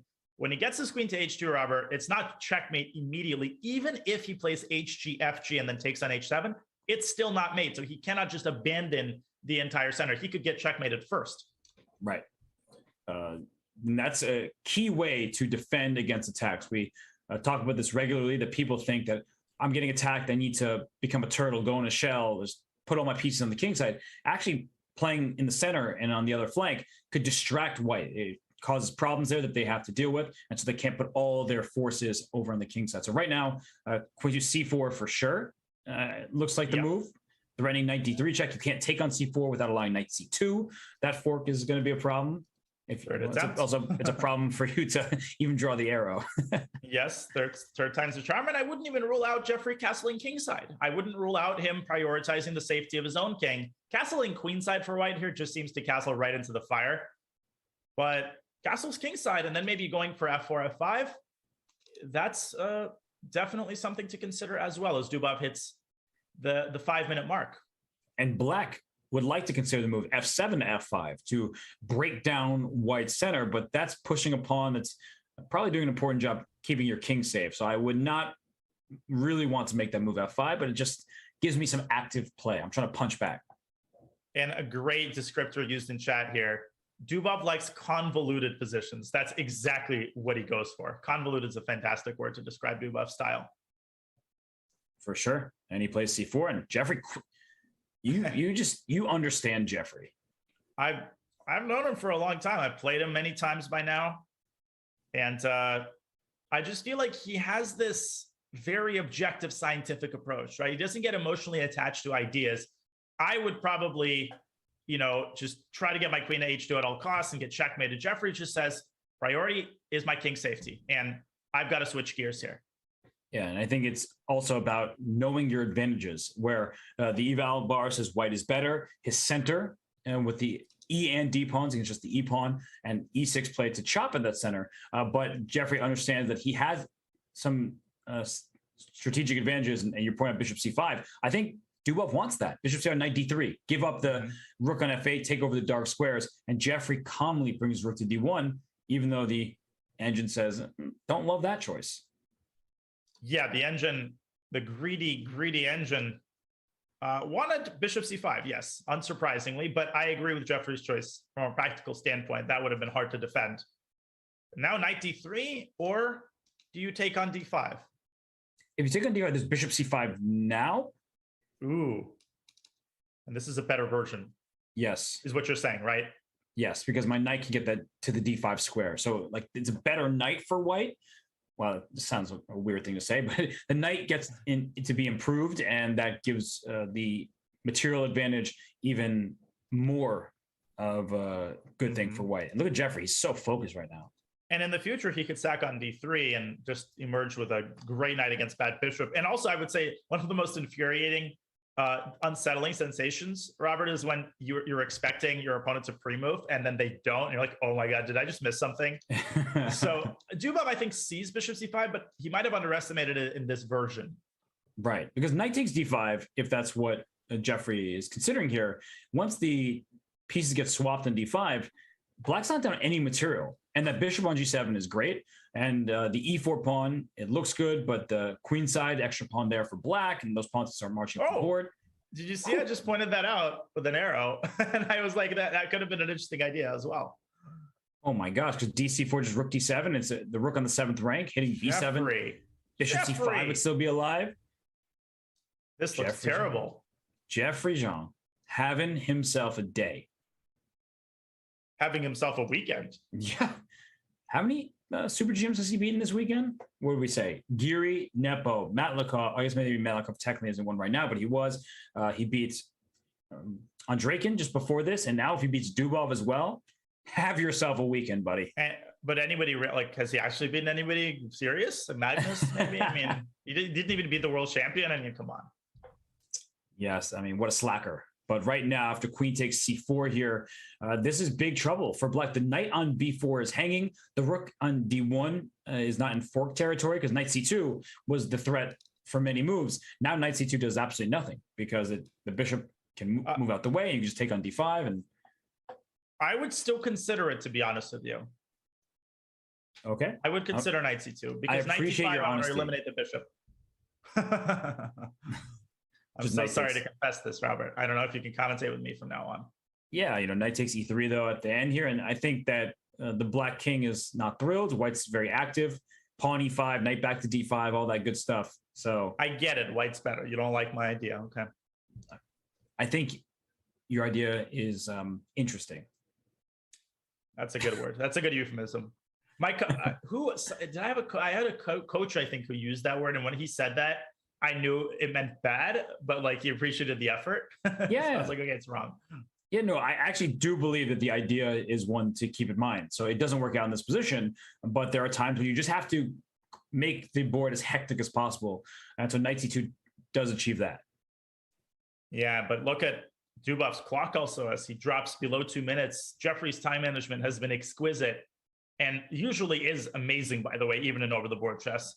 A strength that's not often talked about in regards to anybody. We talk about people who get into time pressure. We don't really talk about the other end of the coin, people who just know how to manage their time, how to leave themselves with enough to think through critical moments. And Jeffrey is a great example of that. Yeah, and he's showing off his tactical vision here, and the knight on b4 is under attack. So either you're taking this queen on c4 or you're making this knight c2 move, but Dubov had to make this choice a few minutes ago. He's spent too much time where even if objectively he can be okay, when you have 1 minute remaining as your opponent's 5, you're bound to be in trouble. And Jeffrey is not just going to start playing quickly. He knows to take his time. Dubov seeing nothing better than this endgame, and e5, bang, blunting the bishop completely. And knight takes b2, rook b1 can be played. You can take on b7 for sure, but why not bring the second rook to the 7th rank? That's a problem. Everyone joining the party. All of white's pieces, literally. Knight d5, bishop c5. My goodness gracious, this maybe is terrible. G5 here for black, and then white can play g3 to keep everything together, but Daniil needs to move. He does. He doesn't see what to do. It's 1.4 according to the eval board. It's not, you know. And not anymore. Yeah, that's doubled. And I guess I was even b3 can be considered here. Undermining the knight. I guess white shouldn't take on b7 too early because of rook a8. Maybe this is black's only source of counterplay, somehow trying to get his own rook to b2. I'm sure it's not bad, but I think there's something more accurate here. Yeah, I'm liking b3 because you can't take it. The knight would be loose on d3, but after b3, maybe there's rook d8 just to give up the pawn. Say, I know I'm going to be down material, but that gives me a shot. What about knight? Okay, is there possibly a blunder like knight e4? Is there a sack on e5? I don't think so, but it's something with those pieces lined up could be a problem. It's unrealistic. Well, knight takes e5. Knight e4, knight takes e5. Fe5? And then rook e5. Like rook f7? Yes. You might take my knight on e4, but you're going to have to give me something in return. And Jeffrey goes for an h6 is also in the cards, trying to carve out the f6 square for the knight. Ugh. Dubov takes it. Oh, that looks ugly. Yeah, knight d6. I mean, knight d6 and if rook d8. Don't necessarily play rook takes f7 there because that's an easy mistake to make. It probably should still work out for white, but rook takes d6 would be the follow-up. Keep taking pawns. The confidence with which he's converting this is incredible. Now you could just trade on b8 and take c4, and before you know it, white is already up a pawn, and he's going to win another one on a7. I'm sure there are many winning moves here. Rook a7. Yeah, rook a7, just keeping that rook on the 7th rank looks quite appealing. And the rook's protected on a7. So after rook a7, like rook a8, you can just play knight takes c4. He goes for your line. No, knight takes b2. Rook b1 was there. So here, can I just play rook d1? Yeah. Knight b2, rook b1. Bishop c5. a7. Oh, goodbye. Curtains. Okay. Knight somewhere. Such as d6 and then maybe back to f5. Just mean. How about that? It's a great bishop on g7. Phenomenal. It's controlling all of the key squares. And there's knight f5. There's just no way to stop. Oh, knight c6, I guess. There's no way, except for that one way. How about b4? B4 is funny. I played it. How are you doing this? I don't know. Are you sure you're not playing this game? Man, it's funny. Maybe I should step in and play the RCC, but when I did, I think I did just a little bit worse than Jeffrey. And look at that creative move. Bishop h6. Take on h6. Or b5. Yeah, b5 because you can't move the knight. Rook d8's mate. B5 is really That's nice. what Jeffrey's going to do. He's a scientist. Yes. And he's playing b5 because rook d8 7. He could play knight takes h6, rook d7 and win that way. There's nothing to be ashamed of just mopping up all the pawns. But b5 is... All right, Jeffrey. There we go. There he is. There it is. What a performance by Jeffrey Zhang. Unbelievable. Exquisite preparation. It starts with h4 to unsettle Dubov. He pounces immediately on Dubov's inaccuracy in the opening. And then he reacts amazingly to Dubov's c5 idea. Robert, that was incredible. I think the move of the game might be castle's kingside. It sounds strange to say out loud, but if we go back to that moment quickly as we get ready for the finals, most people would say, I put my pawn on h5 to attack. I'm going for that king. So I'm not moving that rook from h1. I'm trying to get my queen over there, and I'll castle queenside if my king's going anywhere. But to castle kingside, to have the recognition that there are so many pros in his position, the e4 d5 pawn structure, this bishop on e3 going to c5, the c4 pawn being loose, and sure, that knight could go to d3 for black, and he didn't play that move, but he's like, I'm not worried. And you mentioned the battering ram pawn f5 for white as well. So just the way he played this part of the game was exceptional, starting with castle's kingside and ending with queen takes c4, perhaps even ending with his technique. Every single move here just exacerbated the situation for black. He left absolutely no doubt in the result of the game. Jeffrey is very much a deserving finalist, and oh my goodness, buckle up. We have Parham Maksudlu, we have Jeffrey Zhang. You will not want to miss this final here at the Rapid Chess Championship Sunday Knockout. We'll be back in a few for that matchup. You will not want to miss it.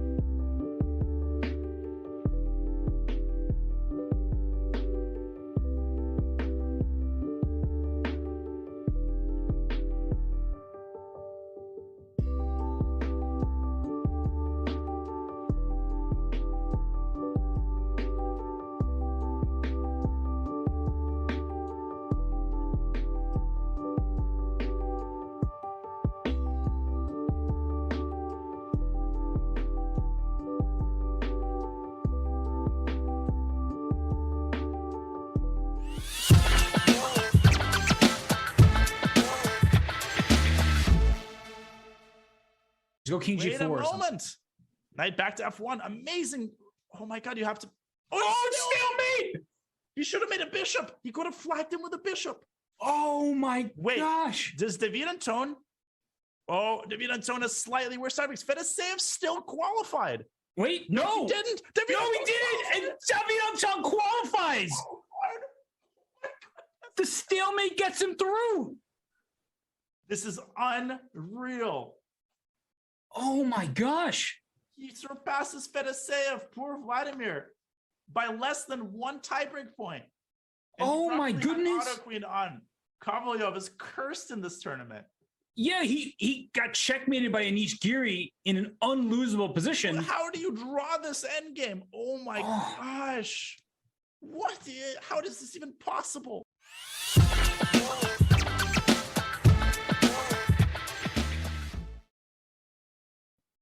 It's the moment we've been waiting for. It is the final matchup. Parham Maghsoodloo takes on Jeffrey Zhang. As we see here, both players earned their right to the final and haven't needed a tiebreak. We have had 0 draws today, Danya, because Parham, he beat his friend and compatriot, Amin Tabatabai. Then he had a bad start to that game against Naroditsky Abdusattorov, but he was able to outcalculate and defeat the Uzbek teenager. And Jeffrey, on the other side of the bracket, he beats Andreikin, he beats Dubov, and now will he meet his match in Parham Maghsoodloo? Well, there's only one way to find out. Both of these players, very deserving finalists. And the quality of play today, Robert, has been phenomenal. Really, I mean, even by RCC standards, the conversions, some of the ideas that we see, even from the losing side, it's been so much fun. Really has. And we wouldn't expect this to be the 1 versus 2 matchup, but that is how they finished yesterday. Parham edged out Jeffrey Zhang on the second tie breaks, and Jeffrey's the 2 seed. He beat his Russian Super Grandmaster opponents in H4. How about them apples? I'll one up you, says Parham. I'm going to do it earlier than you did. Parham presumably was watching the last game. I mean, because I feel like I wouldn't play H4 against Jeffrey, considering he just did it. But maybe you think he likes it from the white side. He won't feel as comfortable from the black side. And move 3 H4 has been taking the chess world by storm. I think one of the earliest people to play it regularly was Fedoseev, and then everybody's jumped on the train. And it really is hard to find sort of objective equality for Black. Jeffrey responding with a Benko Gambit, which makes sense if you think about it. I mean, White's gotten this incredibly compromising move in, and Black says, guess what? I'm ripping the queen side open, and I'm going after your throat. Right. And now if we think about the Benko Gambit, how does White proceed? Taking on A6 or playing pawn B5 to B6. Parham takes. And now Jeffrey, he can take on A6 immediately. He can make the move D6, bishop G7, castle, and then take on A6. That's a common way to do this. But I like bishop takes A6 here because this H4 move, Danya, it's not just useless in the immediate position. It's actually kind of bad. Yeah, and it's bad from several perspectives. I mean, castling kingside, we know it's possible. Jeffrey did it in the last game, but now you have to be very careful about castling with that pawn sticking out. And in addition to everything else, Black has a tempo up over most Benko positions, and we know that in dynamic positions, a single tempo is very important.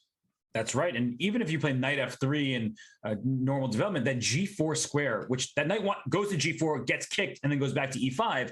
Now it can't even get kicked from G4 in the first place, at least not by an H pawn. If you play F3 at some point, your dark squares are miserable. So I like this from Jeffrey. Great point. Yeah.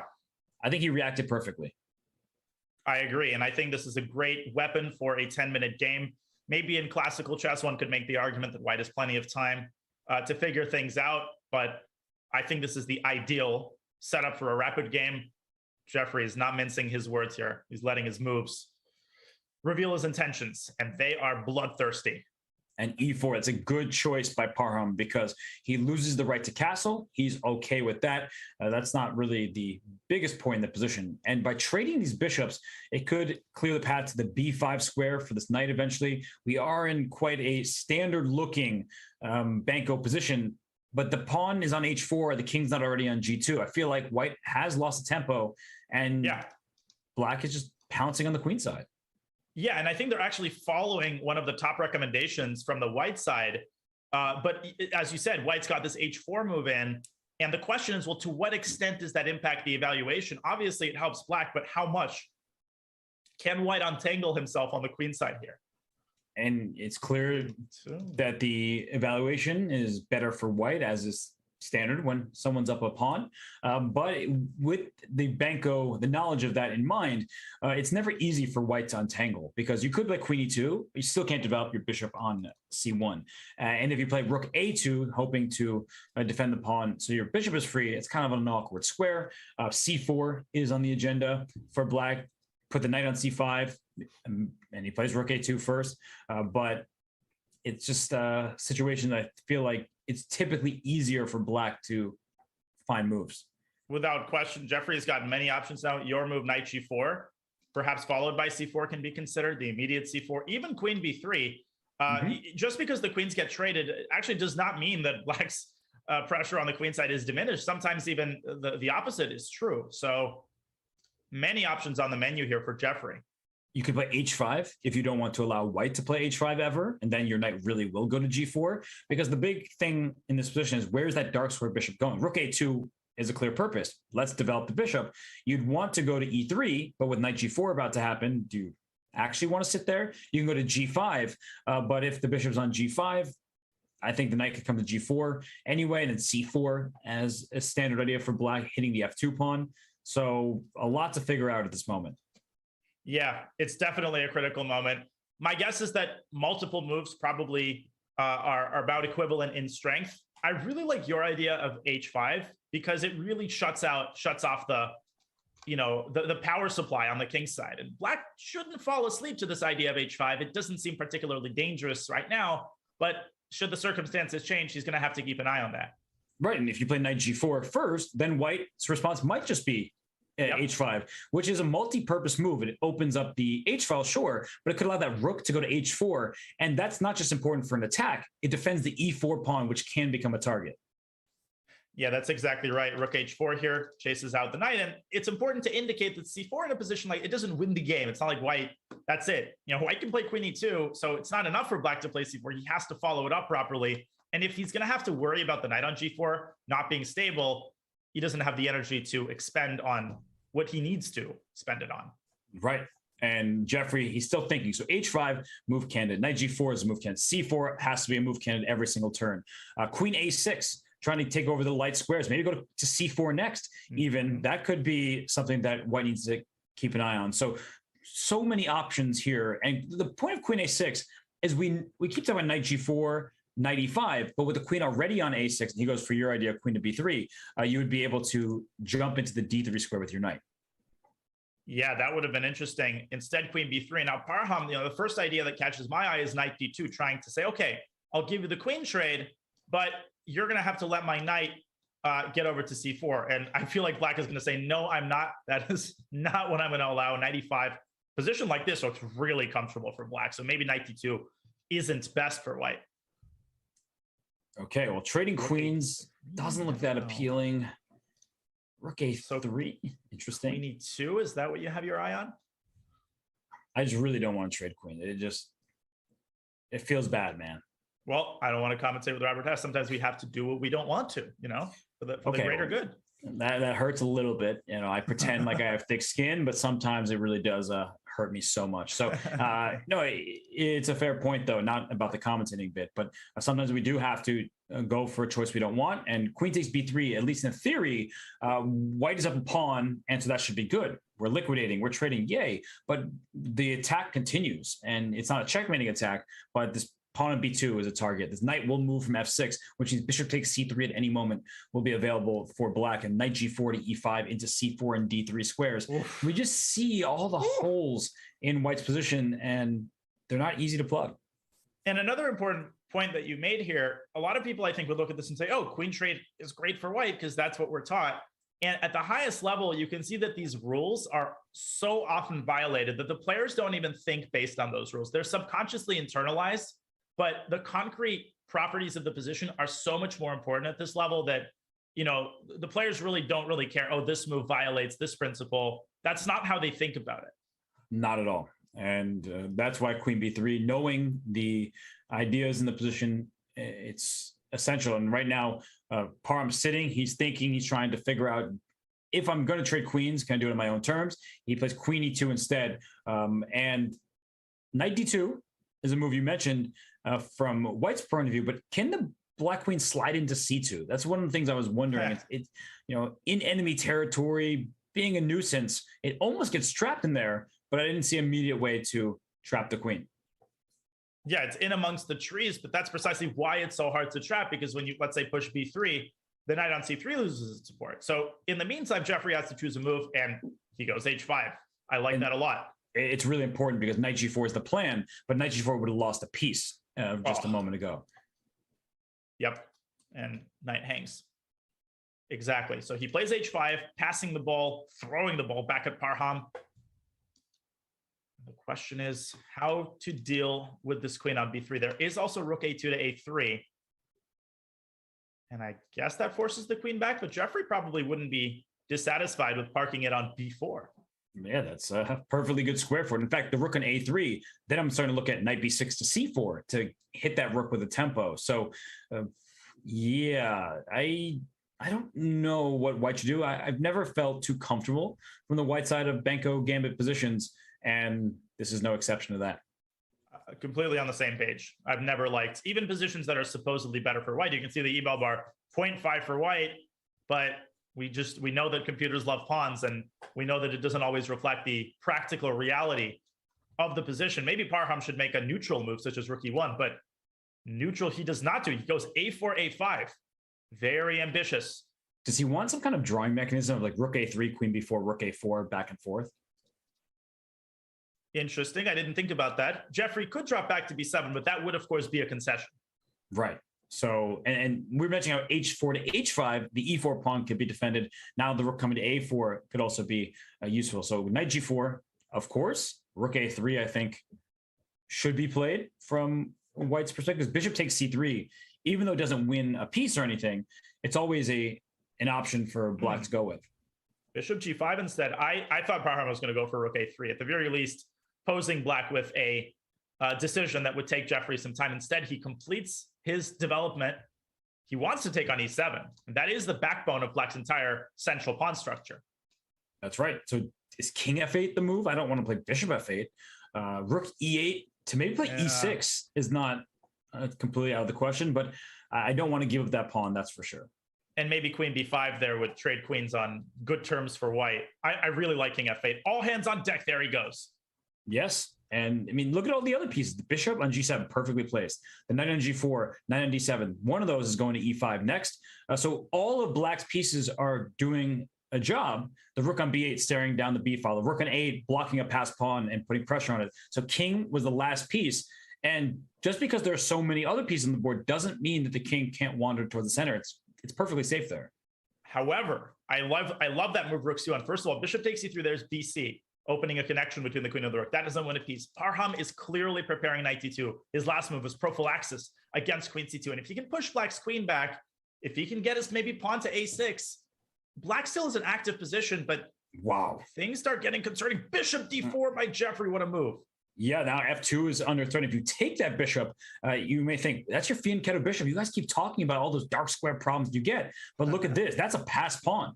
And now the knight has to move and you lose your rook over there on a2. So there's no way for white to capture that bishop. And if you can't capture it, the f2 pawn is a serious target. That's right. And rook a3 would have run into queen takes b2. The bishop is untouchable, but Parham could still go knight d2. I don't think Jeffrey's last move actually prevented that. So perhaps he could go knight d2 and then push his pawn up to f3. Does that weaken his king side? Perhaps, but it does get the knight off of g4. Yeah, although the knight probably wants to venture to e5, but you're right that the knight can't stay there. That's for sure. You cannot allow this pressure on f2 to remain. So knight d2, step one, and the queen has to go back. It goes to b4 because there's no rook a4 with b2 hanging. That's correct. So a move like knight c4 here would give up f2, and that is just not a pawn Parham can afford to give up. f3. 3 minutes on the clock for him. Really well done by Parham these last few moves. I feel like I would have lost like 3 pawns by now. The quality of play has been incredible from both sides. I love the way Jeffrey's been playing, but Parham has been holding everything together, and now he's gotten his pawn to a6. Okay, well, that's a protected pass pawn by a rook and a queen. b2 defended. The c3 knight defended enough time. So everything is held together, and he plays c4. Knight c5, knight d3. Okay. So bishop e3 comes to mind as a way to try to get rid of this thorn in white's side. What do you think of that? Yeah, I think that it makes sense, but I also feel that every move takes like gargantuan amounts of effort. It's like, I don't know what to do because bishop e3, all right, I'll get rid of the bishop on d4, but then my dark squares might be permanently weak. The c4 pawn is under attack twice, it's protected twice. I would like to make a move like f4, but then I'm laying the knight right into d3. Can I make a move like rook c2 so I can avoid knight d3 with a shot against my rook and threaten rook a4 in some positions? Every single move feels possible here. And look at the clock situation. Yep. The clock situation epitomizes what you're describing, which is the practical difficulty of finding moves. But another excellent defensive move by Parham. Back to d1 he goes, and he opens up an attack on this key pawn on c4, which is one of the main cogs in Black's entire machine. Mm-hmm. So rook c8 might be necessary, but that's not the most active move. No, you would like to keep your rook on the b file, but if you need to protect the pawn, you need to protect the pawn. And knight d1, sometimes going back is just what you need to do to then go forward, and c4 is loose. So knight b6 is possible, but that also closes off your rook. So I'd prefer to play rook c8 and then venture that knight to c5. I'm actually concerned by the prospect of bishop e3 because now in the event of a trade, you said go back to go forward. The knight drops back to d1 and then potentially forward to e3.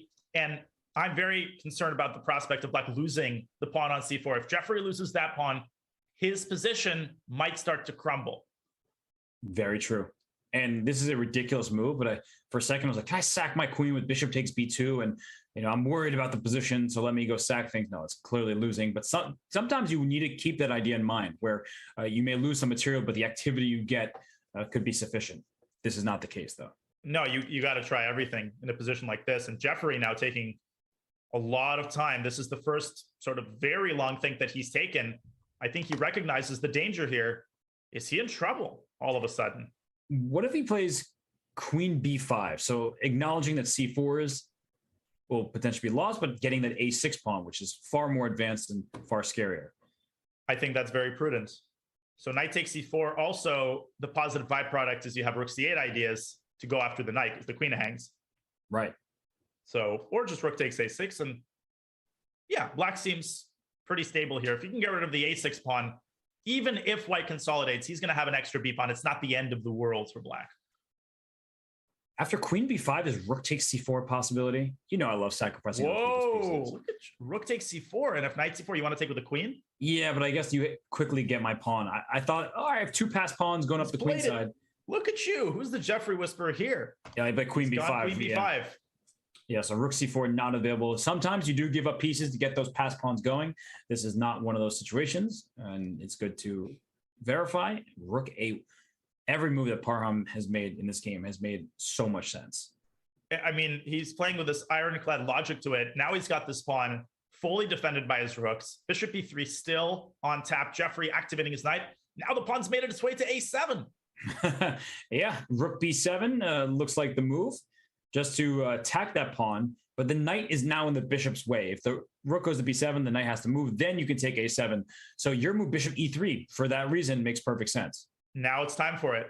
And that gets rid of the bishop on d4. Parham, he has his entire strategy and agenda very clear in his mind. He's okay, better. If I take on e3, you're going to take with the queen, presumably? The knight. Or the knight, yeah. I thought the idea was take with the knight and target the c4 pawn. So I was thinking that if you did take with the queen, which may be tempting because you think, oh, queen h6 check, even though it's just a single check. I was going to try to play knight b3, try to trade the queens over there, and then get your a7 pawn. But it's a long journey. I'll tell you what, you can still play knight b3 after knight take. You can even play knight b3 here. At least you can consider it. True. And knight takes b3, cb. I mean, I guess white can just, the knight defense. I forgot the knight defends the bishop. I apologize. Lots of knights. He takes it. I guess we're about to find out. Parham immediately takes with the knight. Okay, so and he plays knight b3. So knight takes b3, queen takes b3 probably. And there's just this pressure down the b2 pawn. Like a7 is more advanced, but if knight d3 happens and then knight takes b2, that c pawn is rolling. It's further back than the a pawn, but it's not blockaded yet. And Black's pieces are still active, except that rook on a8, but it's fulfilling a vital duty. Parham down to 2 minutes. Both of them are down to 2 minutes. Oh, also, Jeffrey had a huge lead in the clock, right? It's He was up- evaporated. Yeah, he was up like 2.5 minutes, and now it's about even on the clock. And this position done is so white is up a pawn. It's a pawn a7. I think with queens on the board, and as the situation currently is, it could be a bit trickier for white to play because the king on g2 is a little bit less safe than that king on f8. And queen to d2 by Parham. Interesting move. So he prevents a potential c3. And how is he going to meet knight d3?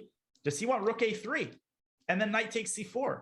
Oh, okay. That's definitely an option. There's also queen c3 in some positions because you're actually threatening mate on h8. Right. That can't be forgotten about. That's the drawback of that king on f8. Great thought. And he could actually play queen c3 here with the idea, after everything is captured on a7, to play f4. Your exact concept. I mean, f4 threatens to win a piece right now. Yep. So, oh my goodness. Parham. I know we're never supposed to play this move. I would say maybe f6. He goes king to g8 instead. Okay. So if f4, that weakens a lot of these kingside squares. Right. And it also makes the e4 pawn lose. So what about knight takes c4? What's the drawback here? Well, I actually think Jeffrey just has to take and maybe even go into the pawn down queen endgame. But remember, with white's pawn on f3, there's always going to be trouble with the white king. But that's obviously not appealing in the least. Right. It's an extra pawn for white. No losing chances, but winning chances might not be. So, and here, knight d3 is probably the most instinctive move, but knight g4, as you're pointing out, I really like knight g4. I like it as well. Now, knight takes c4, there's queen f2 check. So the knight probably has to be protected. Do you do it with the king? No king way. F3, King f3. queen d2? But is b2 actually hanging here? Is there rook b1 at the end? Smokes, and now below a minute is Parham. How do you play this position with a minute on the clock? And king f3, I'd also be worried about a rook b3 or queen b3 at some point, just because that king's in the third rank. So, oh my gosh, 45 seconds and counting down. This is really not a position you want to play with no time. No, and Jeffrey doesn't have all that long either, but Parham now down to 30 seconds as he figures out how do you defend the knight. Knight takes c4, I assume, is out of the question. Queen f2 probably just cannot be allowed. No, I can't imagine that would be all right, because queen f2, king h3, queen f3 with knight f2 or knight takes f4. Ooh. No, with 20 seconds now, he's got to defend the knight. He's got to make a move. He's not moving. He's down a minute now. He's got to go. King f3. I think king f3's got to be played. But with 10 seconds in your 10 clock. seconds. He's not going to make it. Is this connection okay? 5. No. 4. He's played it. King f3. But he spent all his time. Oh my goodness. Now Jeffrey needs to find a way to complicate it. I like your move, queen b3. But then maybe you just take on c4 with white's queen. That knight acting as a great defender here. Wow. I guess c4 is just hanging, and rook c7 doesn't feel right. But maybe you should make a move like that just to keep the tension, just to force white to figure out the complexity of the position. Although rook a6 there looks really scary for black. Oh, the b2 pawn is hanging, so... Rook takes a7. What exactly is wrong with that move? Maybe just trade everything, knight takes c4. Oh, wait, there's queen f2 mate. Queen takes c4. But then there's knight takes b2. Oh, well. And then queen b5? Queen c8 check in that position. The knight could get forked on b2 if the black king gets a g7. And if the king goes to h7, it's queen f8. Oh my gosh, that's a bad line. And in the meantime, look at Jeffrey. He's played rook c7. Good move. And amazing move. What's he gonna do? Rook a6 played, queen b2. No, takes it rook b6. He wins the piece. Oh my gosh, rook b6 wins. Oh, he missed it. He doesn't see it. He missed it. He doesn't have enough time. And now rook b6 doesn't have anything. No, he doesn't. Lands. He's still better though. He's still better. He's got black tied down. His knight's about to go into the game. So f5 is, I think, a good practical try. 5. Rook somewhere. Okay, king f7. Please take me twice in d6. Don't take. Knight c4. He's opened the e-file though that gives Jeffrey counterplay. Jeffrey could mate him on e4. Oh my gosh, like sometime like a rook e7 kind of thing could be scary. Here's knight c4. Watch out for rook e7. Here comes Parham's knight. He's going to c6. And rook e7 maybe to e6 just to block that rook from me. Okay, knight d2 check makes sense. Is there going to be c2? Knight e4. No. He's going after pawns, but pawns are important on the king side. Forks galore here. Parham cannot put his king on d3 because of knight c5. He attacks black's rook. Okay, king d3, knight c5, as you said. Maybe that's not even... Goes king d1. Knight f2, king c2. He blockades the pawn. Yes, that's huge. That's huge. And what can black even do here? Rook b7 attacking the knight. If knight d6 is a trade, a7 falls. with 1 second. Rook A5. Wow. And now King C2. King C2 blockade. But now his knight can't move because of Rook B2. And Knight C5 almost traps Rook C6. Don't take D6. Do not take because D6. Rook takes B5. Okay, he stops on C6. Knight goes to D7. Rook C7, forcing the trade. He's winning. Wow, this what Rook a B6. move. Jeffrey's got to move. And he played Rook B6 just in time. Knight D4 to C6 now. E6. Knight E6. Check. Okay. Jeffrey's still holding on. Rook C6 threatening Knight C7. Oh, Knight C7. That's game. And that wins. Oh my goodness. Parham Magsudlu. Lands. Look at him. That's a fist bump. The focus was unreal. Yeah, that was as nerve-wracking as it gets. He went down to, was it 5 seconds when he played King F3? What a brave move. The fact that he thought about this until at 7 seconds, and yes, he missed an earlier win in that end game. He could have gotten checkmated. He could have walked into a fork. He could have missed so many different things. He got his king to C2. He outplayed Jeffrey there. That was unbelievable. Unbelievable. That first King F3 though, when he with queens and rooks, all that stuff, and then just the precision he showed in that end game. I mean, Jeffrey Zhang does not deserve second place, but Parham Magsudlu deserves first. So I mean, both these players could share first. They both played excellent chess today, but when it came down to this final battle, it was Parham Magsudlu ending up on top, and you can see how much it means to him. It was a nail biter of nail biters, and all of the emotion, all of the pent up emotion came out. The focus was incredible. Like you said, Jeffrey, he's holding his head up high. He'll get a very handsome prize. He won't be happy with second, but man, oh man, this is why we tune into the RCC weekend after weekend. It sure is. And we are going to bring Parham on the call, I believe, right? Are we going to get him in for an interview? Yes, we are. We'll have an interview with Parham Magsudlu, your winner of this week's knockout here in the Rapid Chess Championship presented by Coinbase.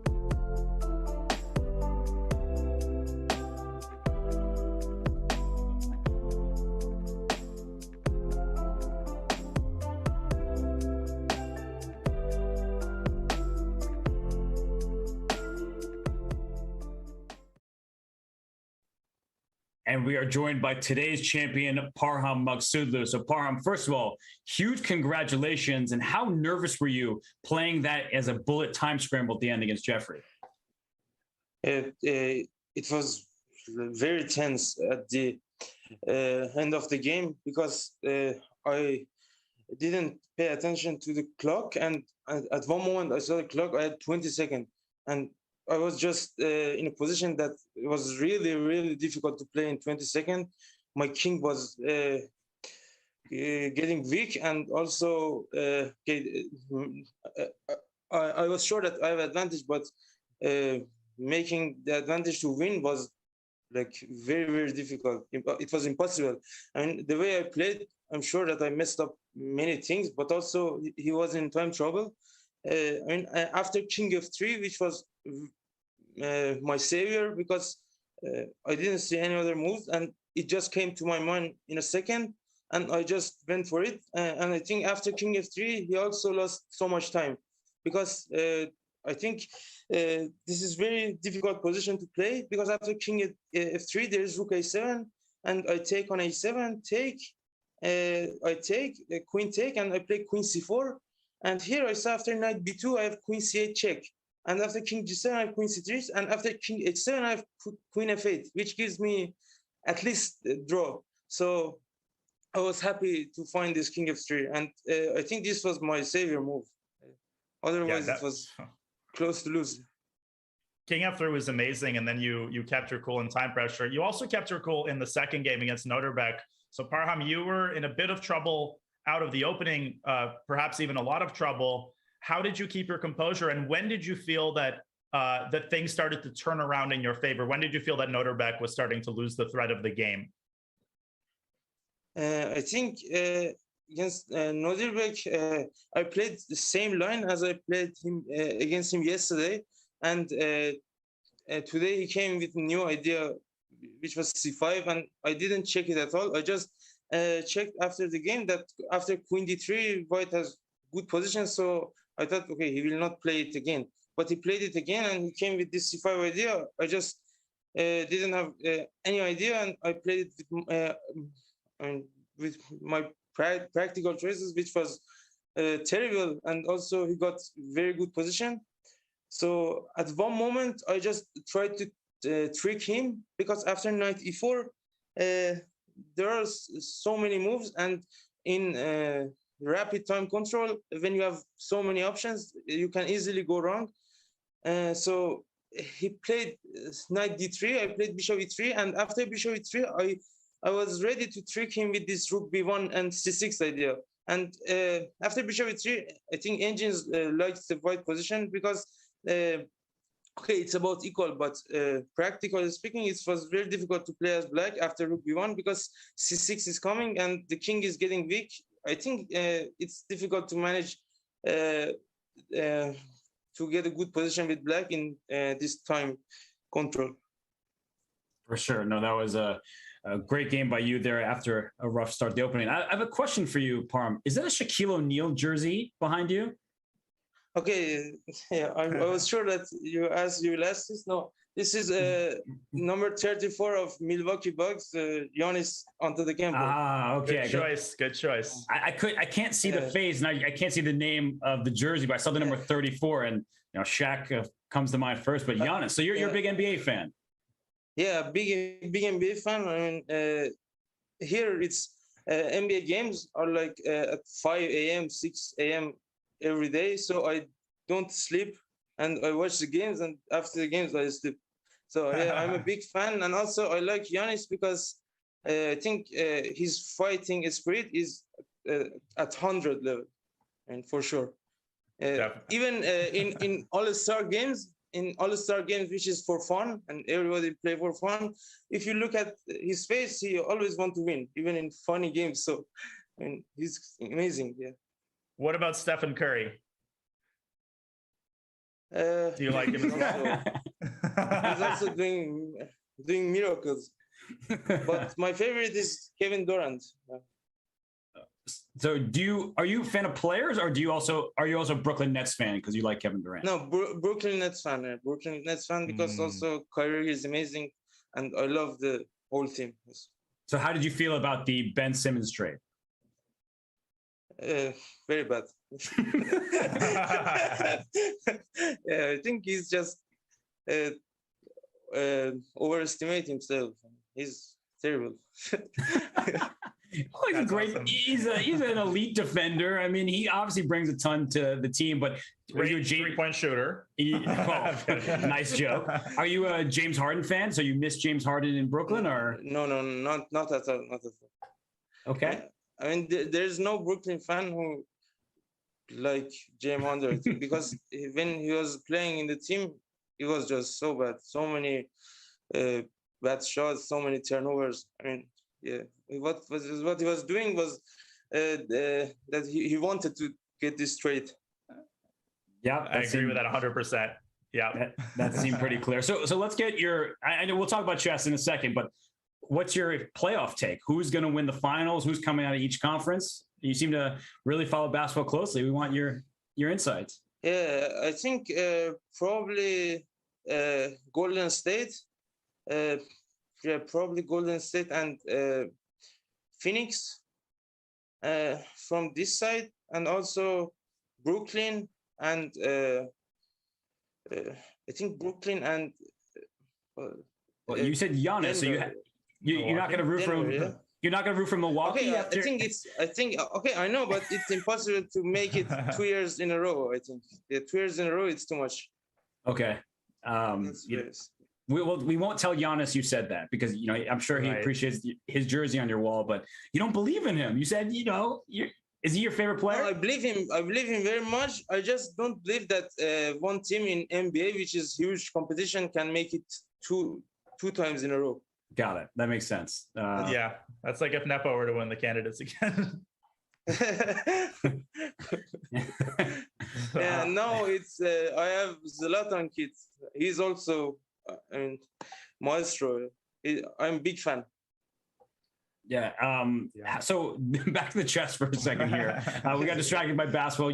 We all love sports here. But this is a big win for you. I mean, you of course get a big payday.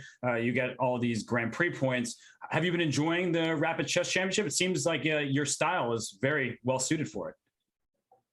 Yes, I didn't manage to play well in previous tournaments because all the tournaments I was in a tournament and I was not 100% focused on the tournament. So this time I was at home and I was very relaxed. So I think if I would play same situation in previous weeks, I had also good chance to get more Grand Prix points. But okay, I'm satisfied with my points now, and I will try to get more in next weeks. I think today I was just calculating very well, and I was ready for every tricks and every complex position that came to my way. I just managed to do perfect calculations. We were impressed all throughout. One last question for you, Parham. What's coming up next for you in terms of over-the-board play? I will play Bundesliga, I think, in 1 week. Nice. Okay. So you won't be home for too much longer. Yeah, I will play Bundesliga in 1 week, and after that, probably I will play Sharjah Masters. Nice. So if the Bundesliga is in the weekend, so does that mean we won't see you next week for the Rapid Chess Championship? No, you will see me for sure, but maybe you won't see a strong panel.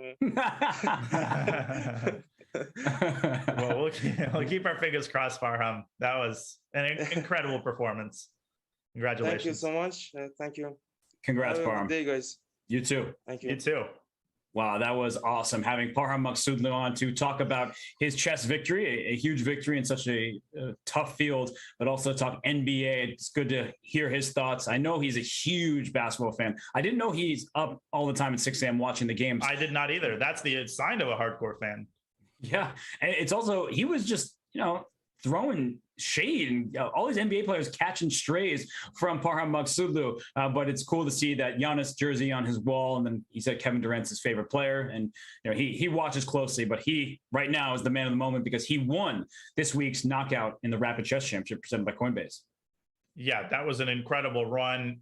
He won and he won and he won and he beat some amazing players. So this is a very well-deserved victory. Once again, the level of play today has been nothing short of exquisite. And so we had a pretty hard time choosing our game for the Rapid Recap because there's so many options. Yeah, and he had an exquisite performance. And well, for our Coinbase Rapid Recap, it can't be any other choice but the final game because as we heard him talk about making moves with mere seconds on his clock, he played an excellent one. Yes, he did. And the game heated up from the start. We saw Jeffrey in the semifinal play this early H4 in the Grunfeld. Parham says, hey, I kind of like that idea. I'll have what he's having. And he goes H4 move 3, a very popular move nowadays, Robert. And one, obviously, that comes with great risk. It certainly does, because I think Jeffrey reacted perfectly. He turned this into a Banco Gambit position. And once this pawn was accepted on B5 and then on A6, it looks very familiar to us, except this pawn on H4, which is not really where you want it. No, it is not. You want it all the way back on H2, maybe on H3. Unfortunately, pawns don't go backwards. And so Parham got busy developing his pieces, knight C3, bishop G7, and he pushed his pawn up to A4, creating a potential anchor point on B5. And also, let's not forget, this is a pass pawn. We'll get to that a little bit later, won't we? We certainly will. But first, it was the developing stage of the game. And after knight F3, knight D7, E4 is an important move. I think a lot of players would refrain from making that decision because bishop takes F1, you can no longer castle. And Parham was perfectly okay with it because, as he showed, G3, king G2, the king was very safe over there. Yeah, he castled by hand, which is obviously very, very important. And now the players enter the middle game. Jeffrey assembling his pieces on the queen side.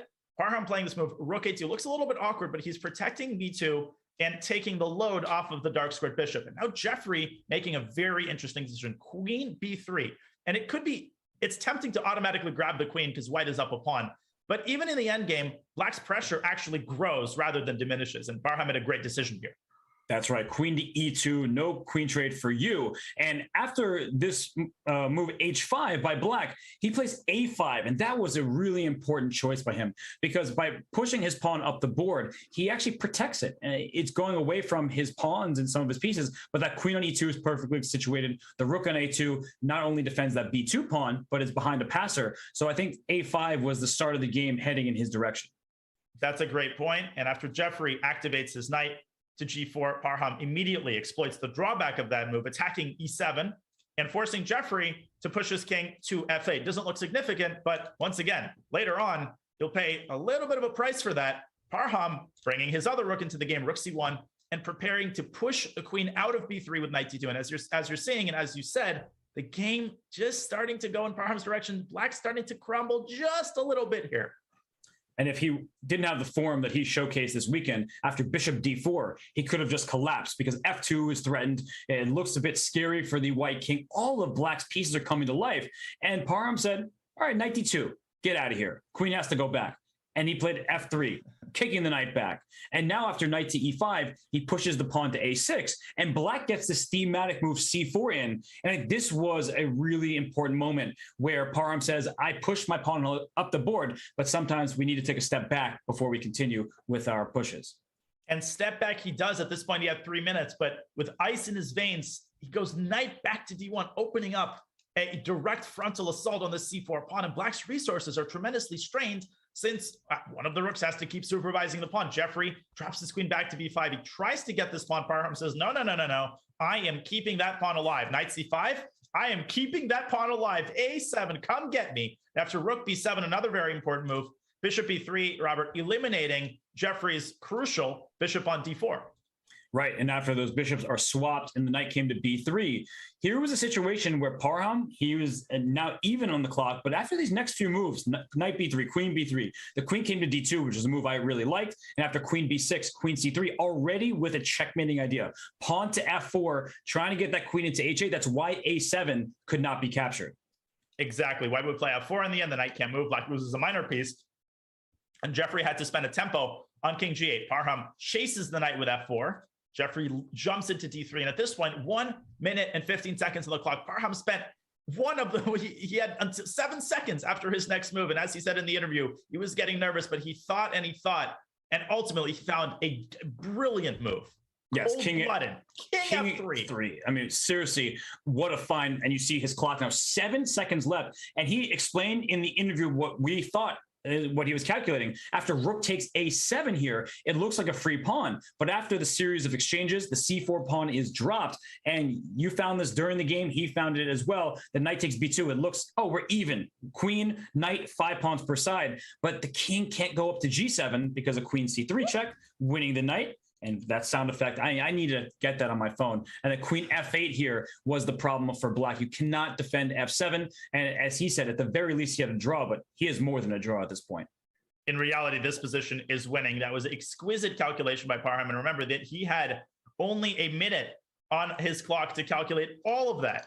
And after he plays king f3, Jeffrey basically thought for all of his time, playing rook c7, trying to keep as many pieces on the board as possible, but in comes the rook a6, essentially forcing the queen away. Jeffrey takes this move, should have lost immediately, but with a mere 6 seconds on the clock, Parham missed rook b6, which creates the unstoppable threats of rook takes b2 and rook b8 check. Instead, he goes for knight c2, but in reality, Robert, this endgame remains virtually indefensible for black, but boy, did Jeffrey try.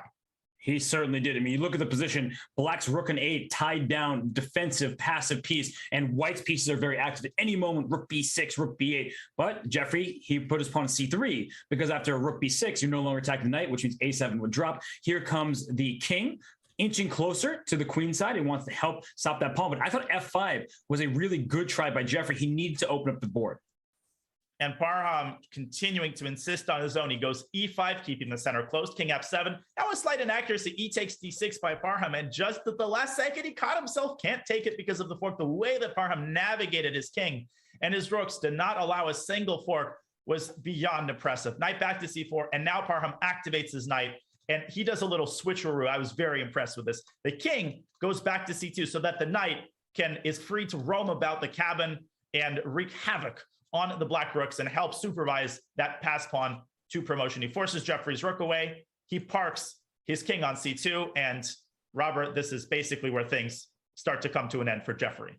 For sure, because rook takes d6. Some people would be tempted to take that pawn. That fails. And these kind of tactical blunders happen all the time in the bullet scrambles of rook c6, perfect move. The black knight retreated to d7 after rook c6, and he's just trying to get his resources there. But look at how perfectly he put rook c7, protecting a7 another time, offering a trade. If you take knight takes c7, your rook is kicked. That means the pawn is promoting. And that left Jeffrey with few options, but the c3 pawn could have been captured.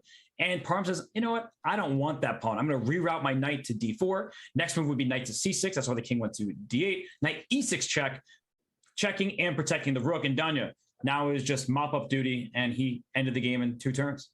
And the final touch for Parham, the king and the rook are unforkable squares. He moves the rook back to c6. An excellent final move. Knight c7 is simply unstoppable. Jeffrey tried, but after rook b7, knight c7 check, he is forced to give up a rook. Then he's going to lose c3. And at that point, the win is elementary. What an incredible effort by Parham, not just in this game, but all throughout the Sunday knockout.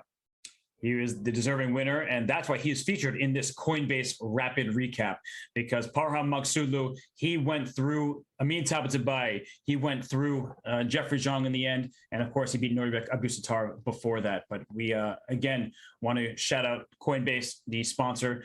This Rapid Chess Championship is brought to you by Coinbase, so whether you're looking to make your first crypto purchase or you're an experienced trader, Coinbase has you covered.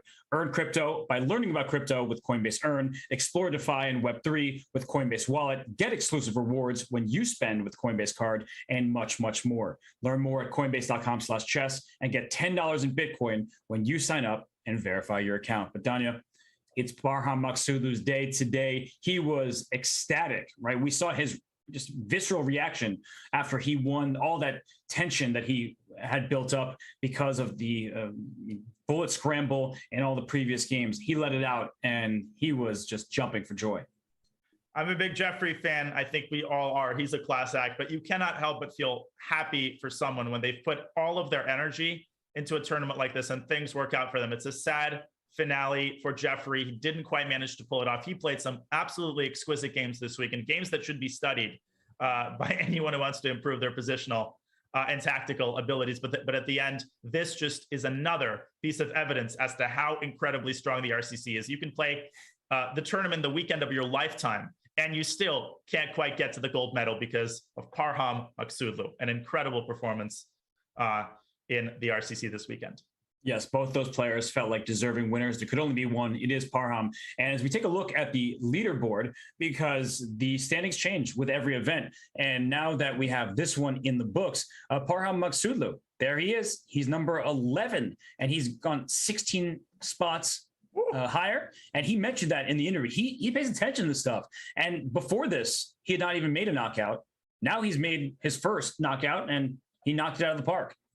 Well, he's an NBA fan. He knows that standings are important. He knows that stats and calculations are important, and he gets himself firmly in that top that top part of the RCC. Look at Caruana, Nakamura. Nakamura gained some points as well. He and Caruana are ahead of the field by a country mile, especially Fabi. So a lot of these players, starting with Wesley, Nepo, Jeffrey, they're going to have to put in so many consistent performances as the RCC continues into its middle part. That's right. And we see 500 Caruana on the top of the standings, but he also went 1 out of 5 yesterday. That is how difficult these events are, to show that kind of consistency like Fabiano has. Even someone like Paravian, the fact that he's made all of these knockouts is beyond impressive, because we saw Levan Aronian, we saw Fabiano, we saw Grishuk at the beginning struggle mightily after beating Hikaru. Even Hikaru started 0 out of 2 before going on a winning streak. So these events, they don't get any easier, but they do continue every single weekend. Saturday is the Swiss, Sunday the knockout. And Danya, we had a great show today. I'm so glad, as always, to join you for a call. Why don't you summarize what we just saw and send us off?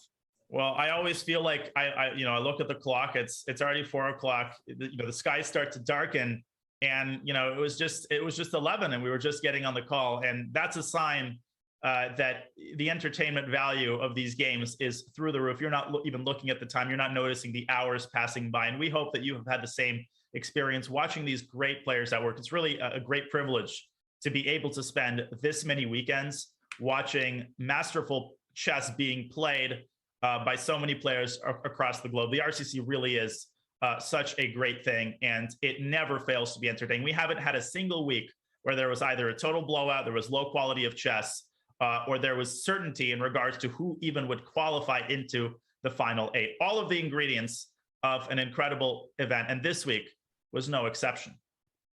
That's for sure the case. And there were 0 draws in the knockouts here. So everything was decided in Rapid Chess. This is the Rapid Chess Championship presented by Coinbase. We want to thank you so much for your viewership and for your continued support, everybody. But for now, we must say bye-bye. We will see you next week for more from the RCC.